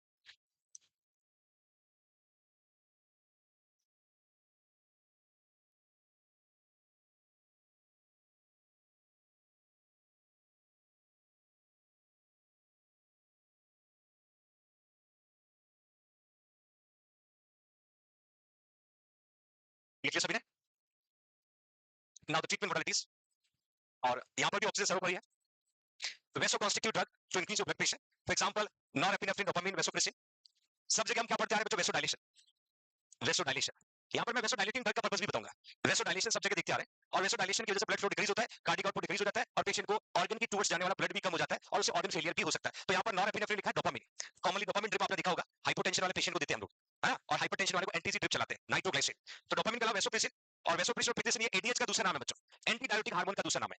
ADH is also known as vasopressin और विकासोप्रेसिन। आइनोट्रोपिक में हम लोग डिकॉक्सिन को यूज करते हैं, किसको यूज करते हैं? Digoxin, that will be increase contractility of the heart. Then vasodilating, देखिए वेसोडाइलेटिंग क्यों देंगे? मेनली वेसोकॉन्स्ट्रिक्टिव ड्रग तो हम दे रहे थे, vasodilative drug to reduce myocardial workload और इस्कीमिया। कभी-कभी यदि पेशेंट का कार्डियक वर्कलोड बढ़ गया और ब्लड नहीं जा रहा है, ब्लड नहीं जा रहा है, उस सिचुएशन में हमें कौन सी ड्रग देना होगा? वेसोडाइलेशन। जैसे मैंने आपको एमआई में पढ़ाया, जैसे मैंने आपको एंजाइना पेक्टोरिस में पढ़ाया, डिपेंड ऑन सिचुएशन, बट यहां पर नॉर्मली कौन प्रेफर करते हैं? वेसोकॉन्स्ट्रिक्टिव। वेसोडाइलेशन का कॉज में का या तो पेशेंट को इस्कीमिया है या वर्कलोड बढ़ा है, तो वेसोडाइलेटिव ड्रग हम दे सकते हैं, और नाइट्रोग्लिसरीन का बेस्ट एग्जांपल है। राइट फर्स्ट, नाइट्रोग्लिसरीन और नाइट्रोप्रोसाइड।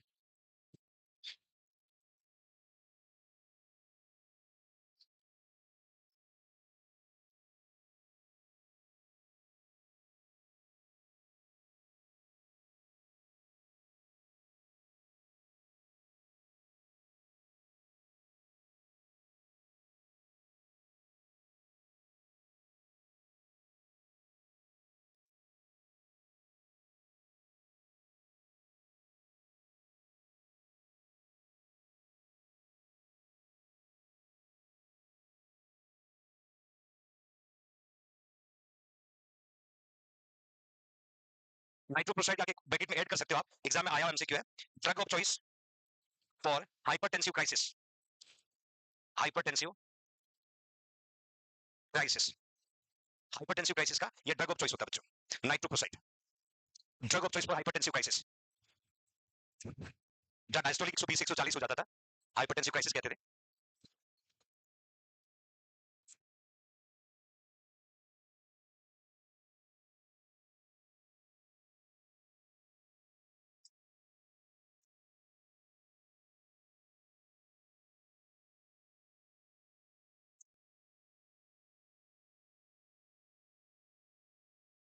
ये सभी ने?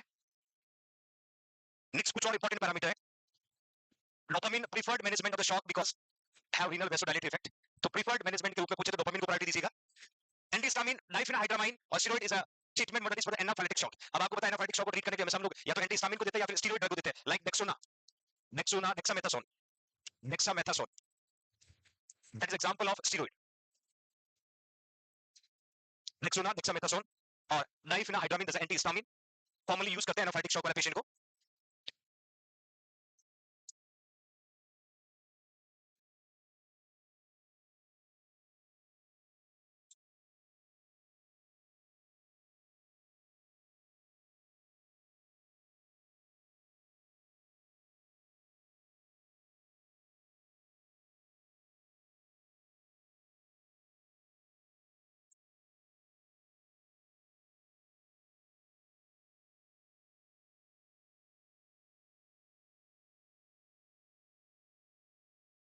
कि सेप्टिक शॉक है तो हम लोग एंटीबायोटिक्स यूज कर सकते हैं इन्फेक्शन को ट्रीट करने के लिए।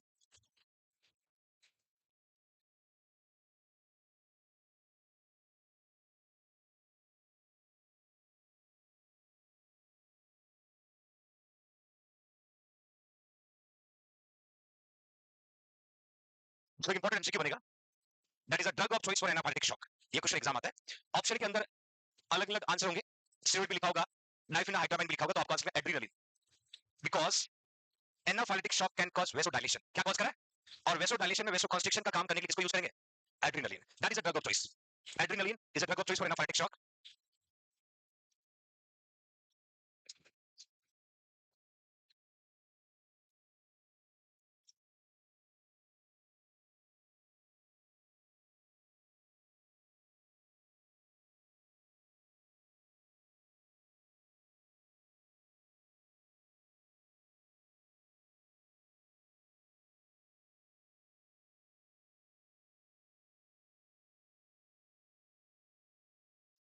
कई बार एग्जाम में पूछा जाता है, which is the position will administer patient with shock। Shock का मीनिंग क्या था? Failure of circulatory system, failure of. तो best position in a shock, ऐसा एमसीक्यू आता है, या हाइपोवोलेमिक शॉक आता है तो क्या लिखोगे? Trendelenburg position. Best position that is a supine, head of the bed जो होगा डाउन हो जाएगा, और लेग जो होंगे अप हो जाएंगे, down. That is a Trendelenburg position. इससे क्या होता है? वीनस रिटर्न इंक्रीज हो जाएगा। इस पोजीशन की वजह से वापस हार्ट में पहुंचने वाला ब्लड जो है वो इंक्रीज हो जाएगा। That position can increase venous return.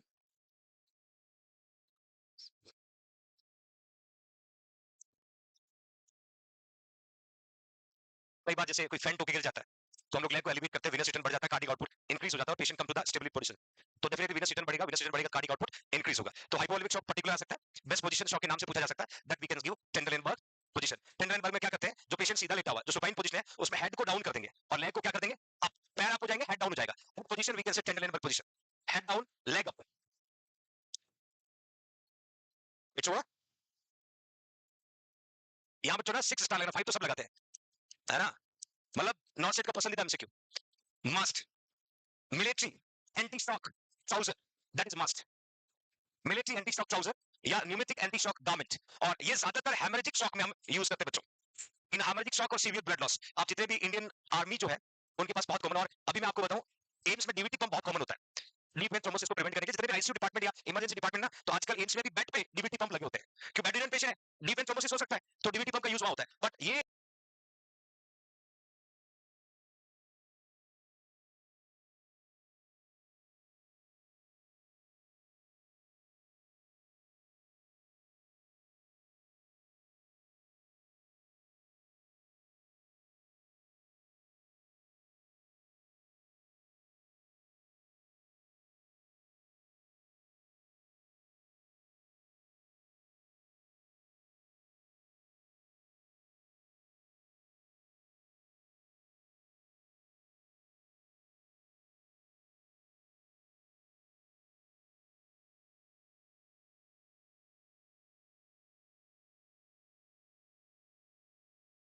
ये इंडियन सोल्जर के पास कॉमनली रहता है। इसका एक तरीका आपको बता देता हूं, इसको वियर जब भी करते हैं,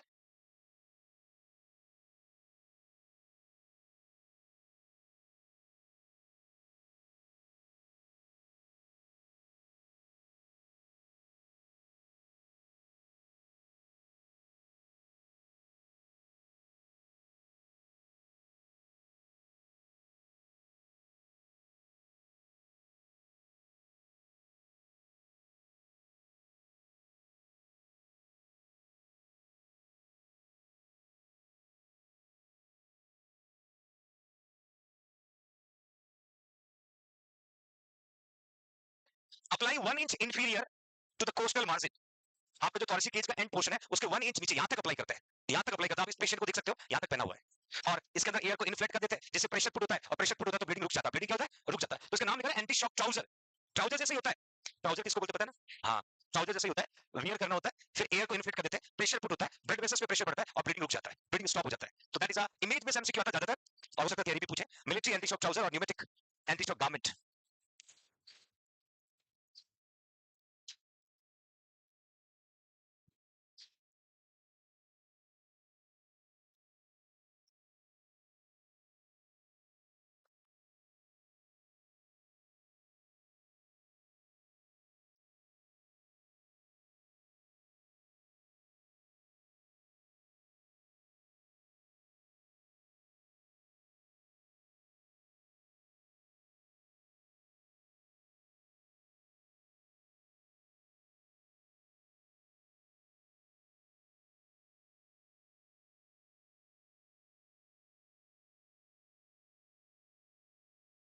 तो एवरीवन, तो यहाँ पर आपका शॉक खत्म होता है। नेक्स्ट टॉपिक को स्टार्ट करते हैं। M I over, angina over, shock over.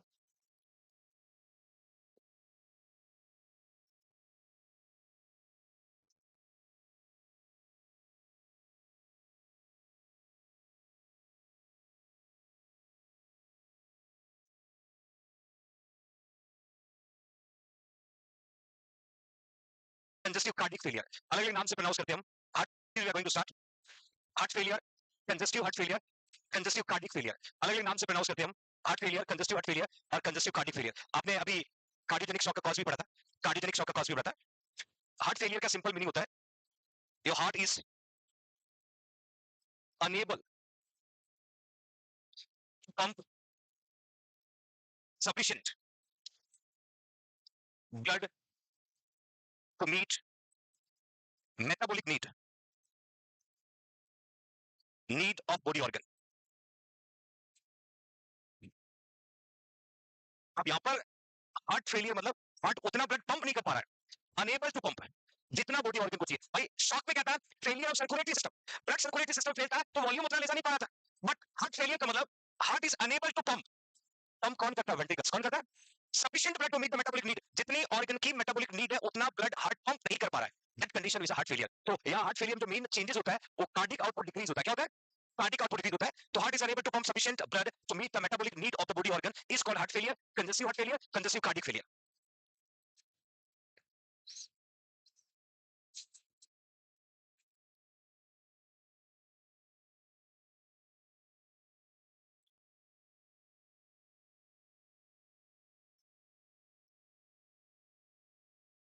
आ समझ में? दूसरा जो आजकल जैसे कुछ रनिंग बैच के बच्चे थे और बड़ी क्लासेस होती है, टॉक्सिसिटी तो नहीं हो रही? मुझे ऐसी खुफिया सूत्रों से पता चला कि सर रिवीजन नहीं कर पा रहे। ऐसे खुफिया सूत्रों से पता चला। और मैं हमेशा कहता हूं सारी खबरें रहती है, आप सब ध्यान रखना। सारी खबरें मेरे पास आती है आपकी, आपके आसपास खुफिया सूत्र रहते हैं। तो रिवीजन नहीं हो पा रहा तो मैं आपको बताना चाहता हूँ, वी प्लान की अभी हमारे पास नॉर्सेट तक 3 मंथ, भाई मई तो गया, जून, जुलाई, अगस्त और सितंबर आया। सितंबर एग्जाम सब देना चाहते हैं और हम भी दिलाना चाहते हैं। तो सिलेबस को ऐसे कवर करते तो 6 से 7 महीने लगते हैं। और इस बार मैं सारे टीचर को टास्क दिया है कि जैन सिंह बच्चों का टाइम है 2 to 7:30, और आपके पास जब टाइम अवेलेबल हो मेरे बच्चे आने के लिए तैयार है। तो थोड़ा आपको साथ साथ चलना पड़ेगा, नहीं तो 7 महीने संघर्ष करेंगे। तो थोड़ा आपको इनिशिएटिव लेना पड़ेगा। बाकी कोई दिक्कत नहीं, मैं तो 5 घंटे 6 घंटे पढ़ा के आपको 7 महीने भी पढ़ा दूंगा। बट थोड़ा सा हम लोग जल्दी कवर करेंगे तो ये नॉट का सपना शायद 0 7 में पूरा हो जाए, है ना? तो थोड़ा हिम्मत रखो। जैसे अभी बच्चे ने कहा था कि सर मोबाइल में फेसबुक, व्हाट्सएप, इंस्टा ये सब, ये आज घर जाके सब डिलीट कर देना। कोई नहीं देखता अभी हमें। नहीं, अच्छी बात है, अभी है भी ना, किसी ने गलती से भी गलती की है, डिलीट नहीं हुआ, पड़ा गई फोल्डर में, डिलीट कर देना। और जिस दिन नर्सिंग ऑफिसर बन जाओ, पीछे लग जाए फलाना एम्स, लौट के आना, और फिर मजा आएगा, आपको ढूंढेंगे लोग, सर्च करेंगे लोग। That is reality. तो फिलहाल आप सिर्फ और सिर्फ पढ़ाई पे फोकस करें।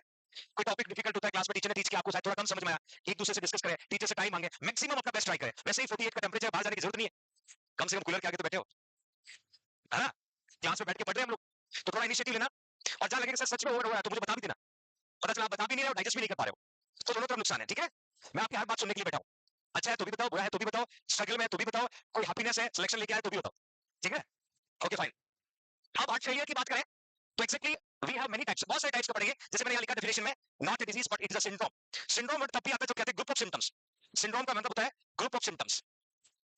इस डिजीज में एक सिम्टम नहीं है कि हम बोलेंगे चेस्ट पेन इंडिकेट एमआई, बहुत सारे सिम्टम देखने को मिलेंगे। वर्ड जहां पर भी सिंड्रोम लिखा है that indicate group of symptom. You know nephrotic syndrome, हम किडनी में पढ़ते हैं नेफ्रोटिक सिंड्रोम, वहां पर हम 4 सिम्टम देखते हैं, हाइपरलिपिडीमिया, मैसिव एडिमा, प्रोटीनूरिया, हाइपोएल्बुमिनिमिया। तो सिंड्रोम का मतलब होता है ग्रुप ऑफ सिम्टम। मैंने कहा था inability of the heart to maintain adequate circulation to meet the metabolic need of the body because of an impaired pumping capability. Cardiac output is diminished, peripheral tissue is not perfused adequately. भाई cardiac output कम होगा तो definitely peripheral tissue perfusion भी तो कम हो जाएगा. That is a major changes due to the heart failure. Please write.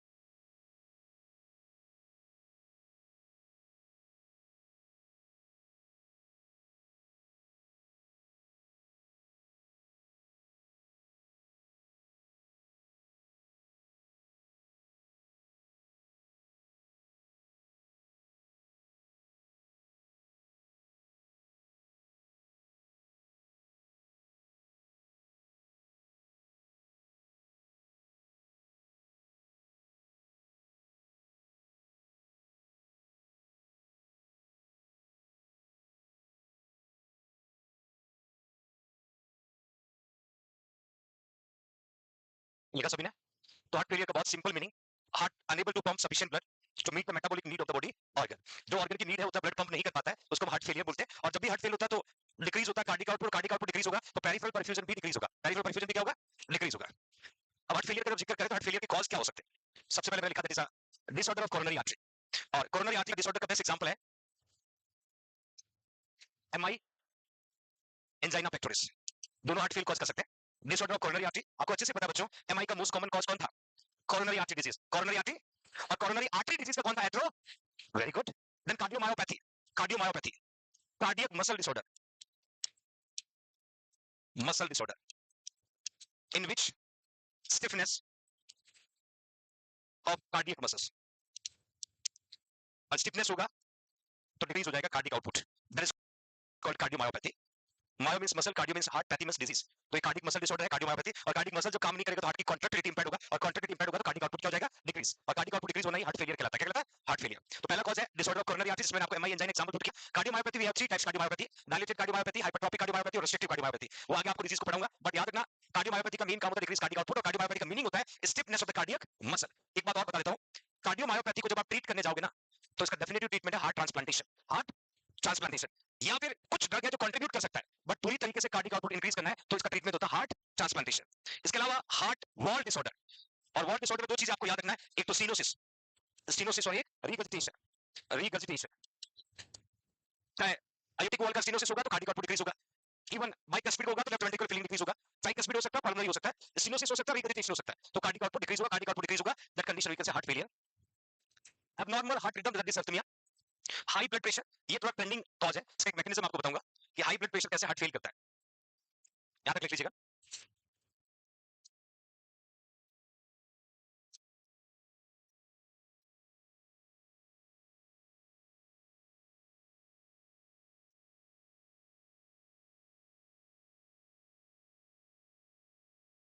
Heart wall disorder ना, जैसे ये वॉल है,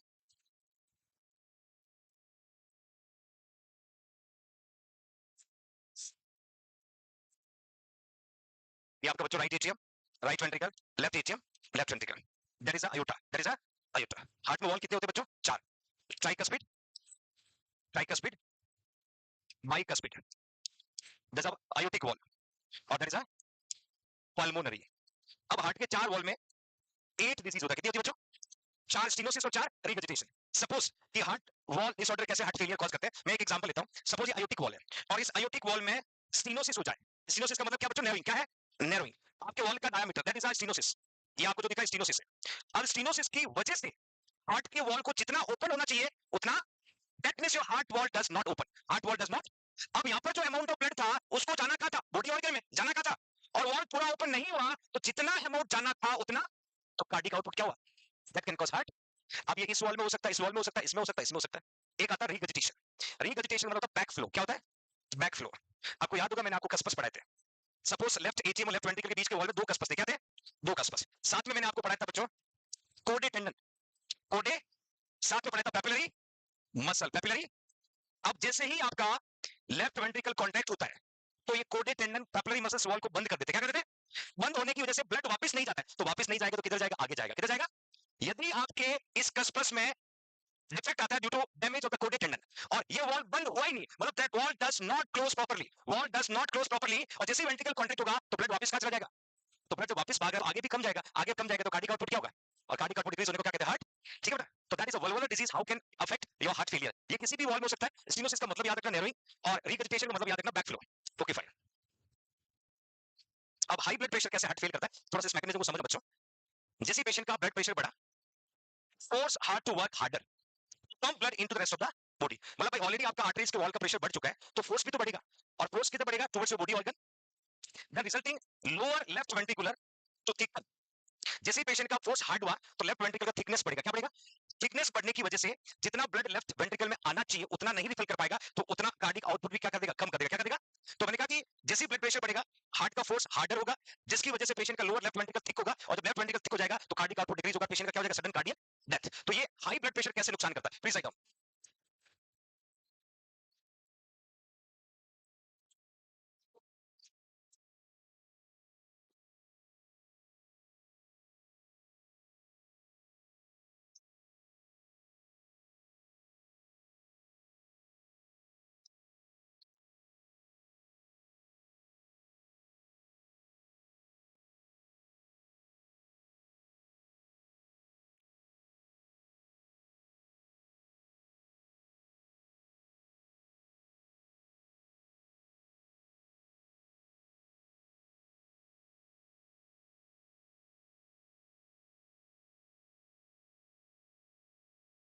So everyone, अभी बच्चों जो कॉजेज आपको मैं यहाँ पे बता रहा हूँ कि disorder coronary artery, cardiomyopathy, heart wall disorder, abnormal heart rhythm और high blood pressure.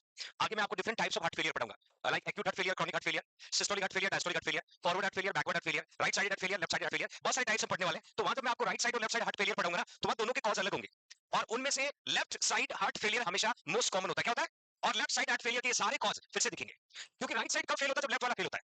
Right side failure का कॉज होगा लेफ्ट साइड हार्ट फेलियर, और लेफ्ट साइड हार्ट फेलियर का कॉजेस आपको यहाँ पर जो मिल रहा है वो मैं एज दिस फिर से रिपीट करूंगा, इसलिए आपको याद रखना हार्ट फेलियर कॉज में coronary artery disease, cardiomyopathy, valvular disease, hypertension, abnormal heart rhythm, और क्लासिफिकेशन सबसे पहले देखा एक्यूट हार्ट फेलियर। एक्यूट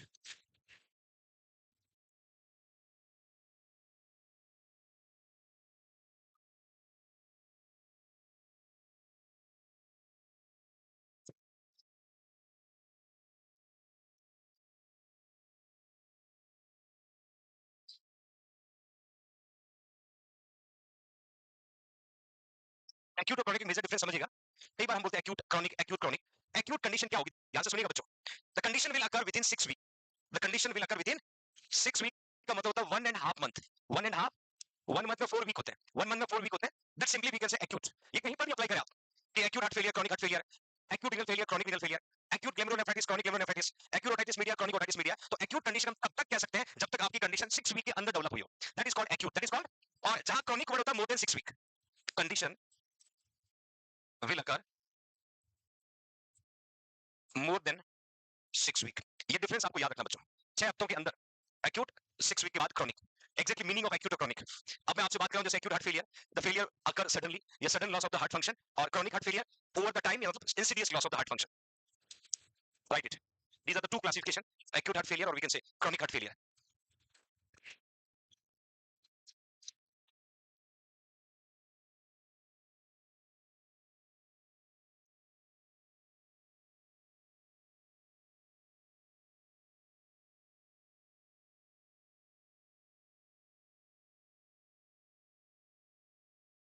दोनों का difference clear? Sudden loss of function, insidious loss of function, या सडनली, या we can say over the time. तो that is the two types of heart failure. एकदम आपके हार्ट के फंक्शन लॉस होते हैं तो इसका कॉज मायोकार्डियल इन्फेक्शन हो सकता है ना। और क्रॉनिक हार्ट फेलियर का कॉज कार्डियोमायोपैथी हो सकता है। एकदम मसल डैमेज नहीं होता, धीरे-धीरे ब्लड सप्लाई डिक्रीज होगा और मसल डैमेज होंगे। Now next types of the heart failure, like forward failure और बैकवर्ड फेलियर।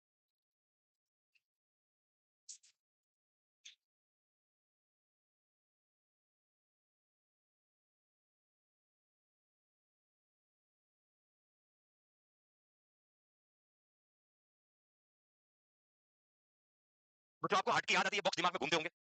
हाँ, कितना खूबसूरत हार्ट था, कौन शेप का, 310 ग्राम का, लोकेटेड बिटवीन मीडियस्टिनम, है ना। और हमने इसको बहुत बड़े बड़े बॉक्स बना दिए। एग्जैक्टली नॉर्मली यदि हम कहें तो राइट एट्रियम ब्लड किसको देता है बच्चों? और राइट वेंट्रिकल किसको देता है? That's a normal flow. Left atrium blood किसको देता है? और लेफ्ट वेंट्रिकल किसको देता है? आयोटा। अब यहाँ पर दो डिफरेंट टाइप्स पढ़ेंगे, forward heart failure, backward heart failure. समझिए धीरे धीरे से। Forward failure, इनएडिक्वेट output of the affected ventricle cause decrease perfusion. बहुत सिंपल है। फॉरवर्ड फेलियर का कॉज हो सकता है, सपोज पेशेंट के लेफ्ट वेंट्रिकल की ब्लड सप्लाई इंपैक्ट हुई और लेफ्ट वेंट्रिकल में इंफेक्शन हो गया। इंफेक्शन का मतलब डेथ ऑफ सेलुलर टिश्यू, और लेफ्ट वेंट्रिकल ने कांटेक्ट होना बंद कर दिया, तो ब्लड फॉरवर्ड नहीं होगा। Blood forward, that can cause forward heart failure. या राइट वेंट्रिकल में इंफेक्शन हुआ, इंफेक्शन का मीनिंग है ना death of cell due to lack of blood supply. यदि राइट वेंट्रिकल में इंफेक्शन हुआ और right ventricle is unable to forward blood into the pulmonary artery, is called forward heart failure. क्या बोलेंगे? मतलब जो चैम्बर आपके हार्ट में वो फर्दर ब्लड को नहीं भेज पा रहे, that means they are unable to forward. Unable to forward का मतलब that is called forward heart failure. अब बच्चों जब फॉरवर्ड हार्ट फेलियर होगा, लेफ्ट वेंट्रिकल से ब्लड को जाना तो किसमें था? आयोटा में, और नहीं भेज पा रहा है, तो ब्लड किधर जाने की ट्राई करेगा? और इधर जाने का इधर से वापस आ ही रहा है, और इधर से भी पेशेंट का पल्मोनरी वेन से ब्लड किसमें आ रहा है, और जब आगे वाला भी वापस आ रहा है, पीछे वाला आ रहा है, तो that can cause backward heart failure. क्या बोलता है? जैसे यहाँ लिखा है, blood backup behind the affected ventricle. जैसे आपका लेफ्ट वेंट्रिकल अफेक्टेड था और यहां से अफेक्ट होने की वजह से ब्लड वापस कहां चला गया? Left atrium. तो blood backup to the affected ventricle can cause increase pressure in atrium behind the affected ventricle. हुआ क्या, ये जो ब्लड था लेफ्ट वेंट्रिकल वाला, इसने भी वापसी कर ली, और इधर से लंग से आने वाला ब्लड भी पहुंच रहा है, और इसकी वजह से लेफ्ट एट्रियम का प्रेशर क्या हो जाएगा? तो that is a backward failure. क्या बोलते हैं? तो पहले फॉरवर्ड फेलियर होता है और उसकी वजह से क्या हो जाता है? Backward failure. तो ये मीनिंग प्लीज नोट डाउन कर लीजिएगा, forward failure, backward failure.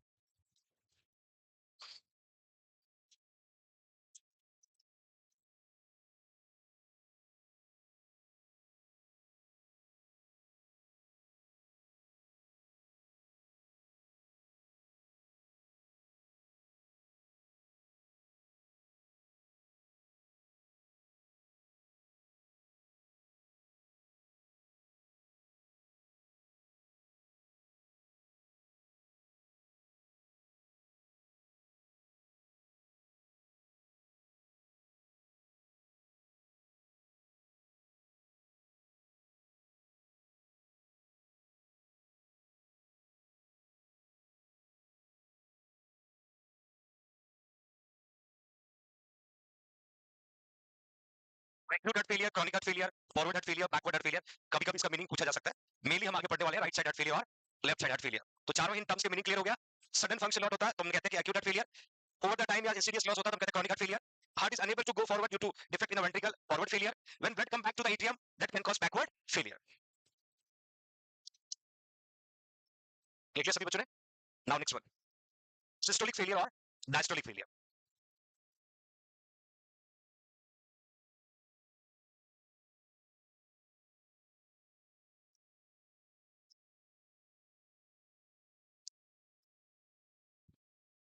Systolic failure lead to the problem with the contraction or ejection. देखिए systolic का मतलब क्या होता है? Contraction. Contraction. राइट वेंट्रिकल जब कॉन्ट्रैक्ट होगा तो ब्लड का इजेक्ट होगा बच्चों पल्मोनरी आर्टरी, और लेफ्ट वेंट्रिकल जब कॉन्ट्रैक्ट होगा तो ब्लड का इजेक्ट होगा, कहाँ इजेक्ट होगा? कितने नालायक हो आप लोग, बोल भी रहे हो लिख भी रहे हो हैं? तो एक्जेक्टली जब हम बात करते हैं सिस्टोलिक, बहुत सिंपल है। सिस्टोलिक में मतलब डिफेक्ट इन कॉन्ट्रैक्शन और डायस्टोलिक मतलब डिफेक्ट इन रिलैक्सेशन। जैसे मैंने मेंशन किया है, systolic failure lead to the problem with the contraction ejection, मतलब जब हार्ट कॉन्ट्रैक्ट ही नहीं हो पाएगा तो ब्लड इजेक्ट नहीं हो पाएगा। और वही डायस्टोलिक फेलियर की बात करें तो प्रॉब्लम किसके साथ होगा? डिफेक्ट इन रिलैक्सेशन, रिलैक्स ही नहीं होगा तो ब्लड रिफिल नहीं होगा ब्लड। तो सिंपल ट्रिक से याद रखना, when your heart is unable to contract and eject blood into the systemic और pulmonary circulation is called systolic failure, is called when your heart is unable to relax and unable to refill blood into the ventricle, that is called diastolic failure. तो systolic मतलब contract नहीं कर पा रहा है तो systolic failure, relax नहीं हो पा रहा तो प्लीज राइट डाउन। हम भारतीय हैं, किसी की मानेंगे थोड़ी है।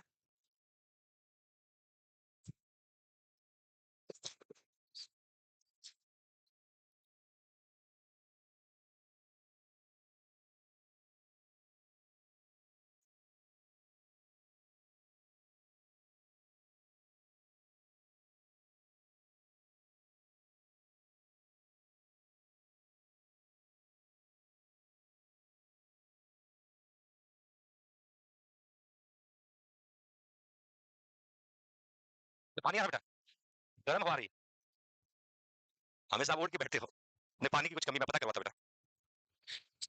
अब है ना, आप 15 मिनट हिम्मत रखो, है ना, 15 मिनट बाद आपको ब्रेक दूंगा, है ना, ब्रेक में फिर चेक करवा दूंगा, और आप ज्यादा हिम्मत रखोगे ब्रेक लेते देंगे, है ना, 15 मिनट में चेक करवाता बेटा।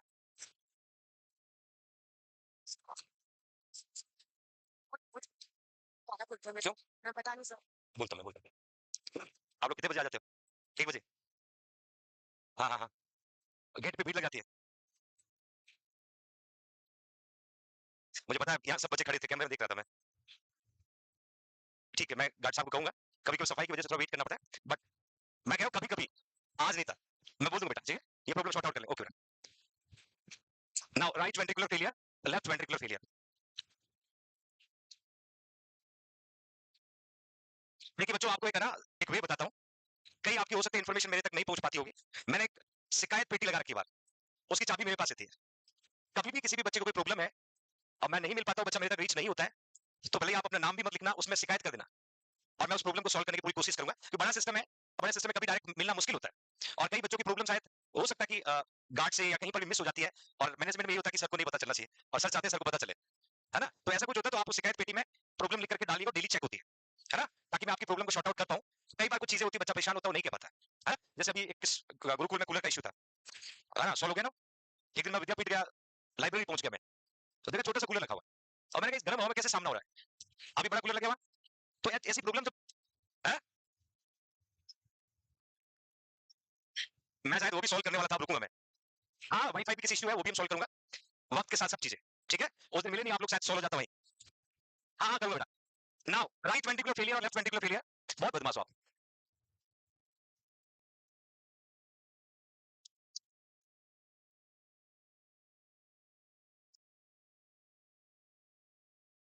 और जितने भी हार्ट फेलियर में एमसीक्यू बनते हैं, राइट हार्ट फेलियर या लेफ्ट हार्ट फेलियर से आते हैं बच्चों।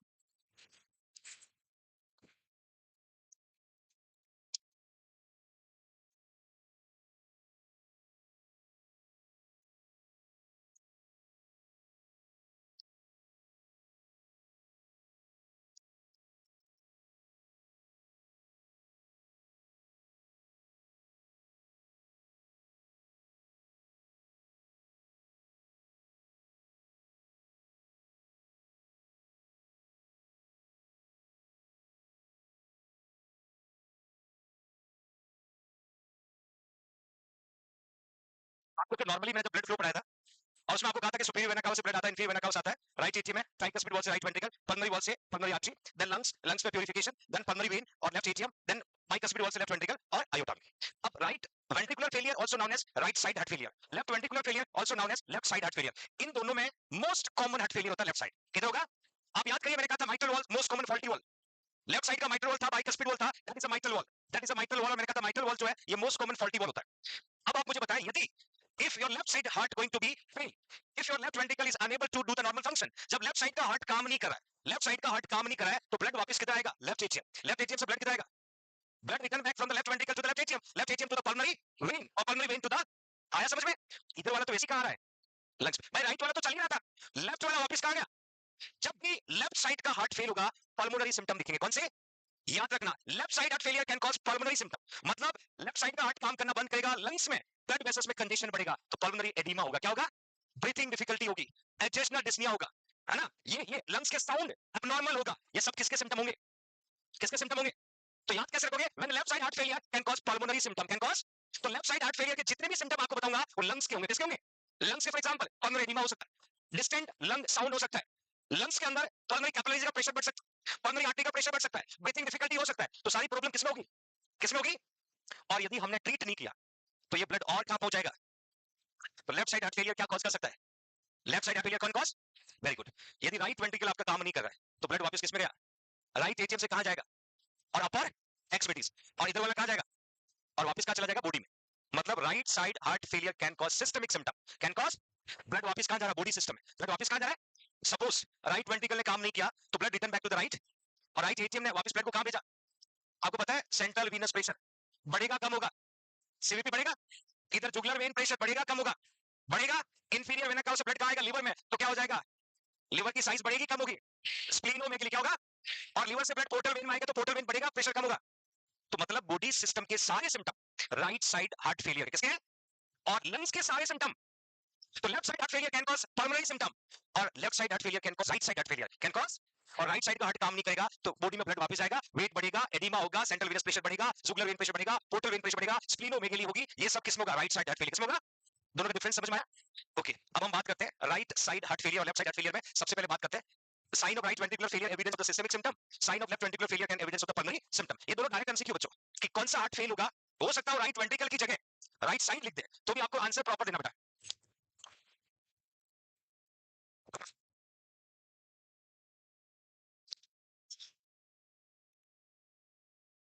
और एक और कंप्लेंट एक दिन किसी बच्चे ने इंस्टाग्राम पे लिखा, सर बाकी तो सब ठीक है, लाइब्रेरी में एसी चला दो।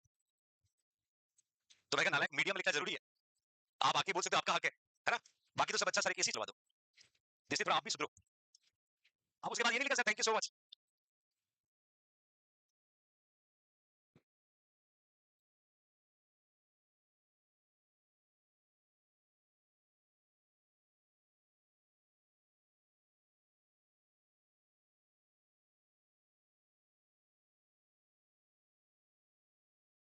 फटाफट लिखिएगा बच्चों, लिख लिया सभी ने?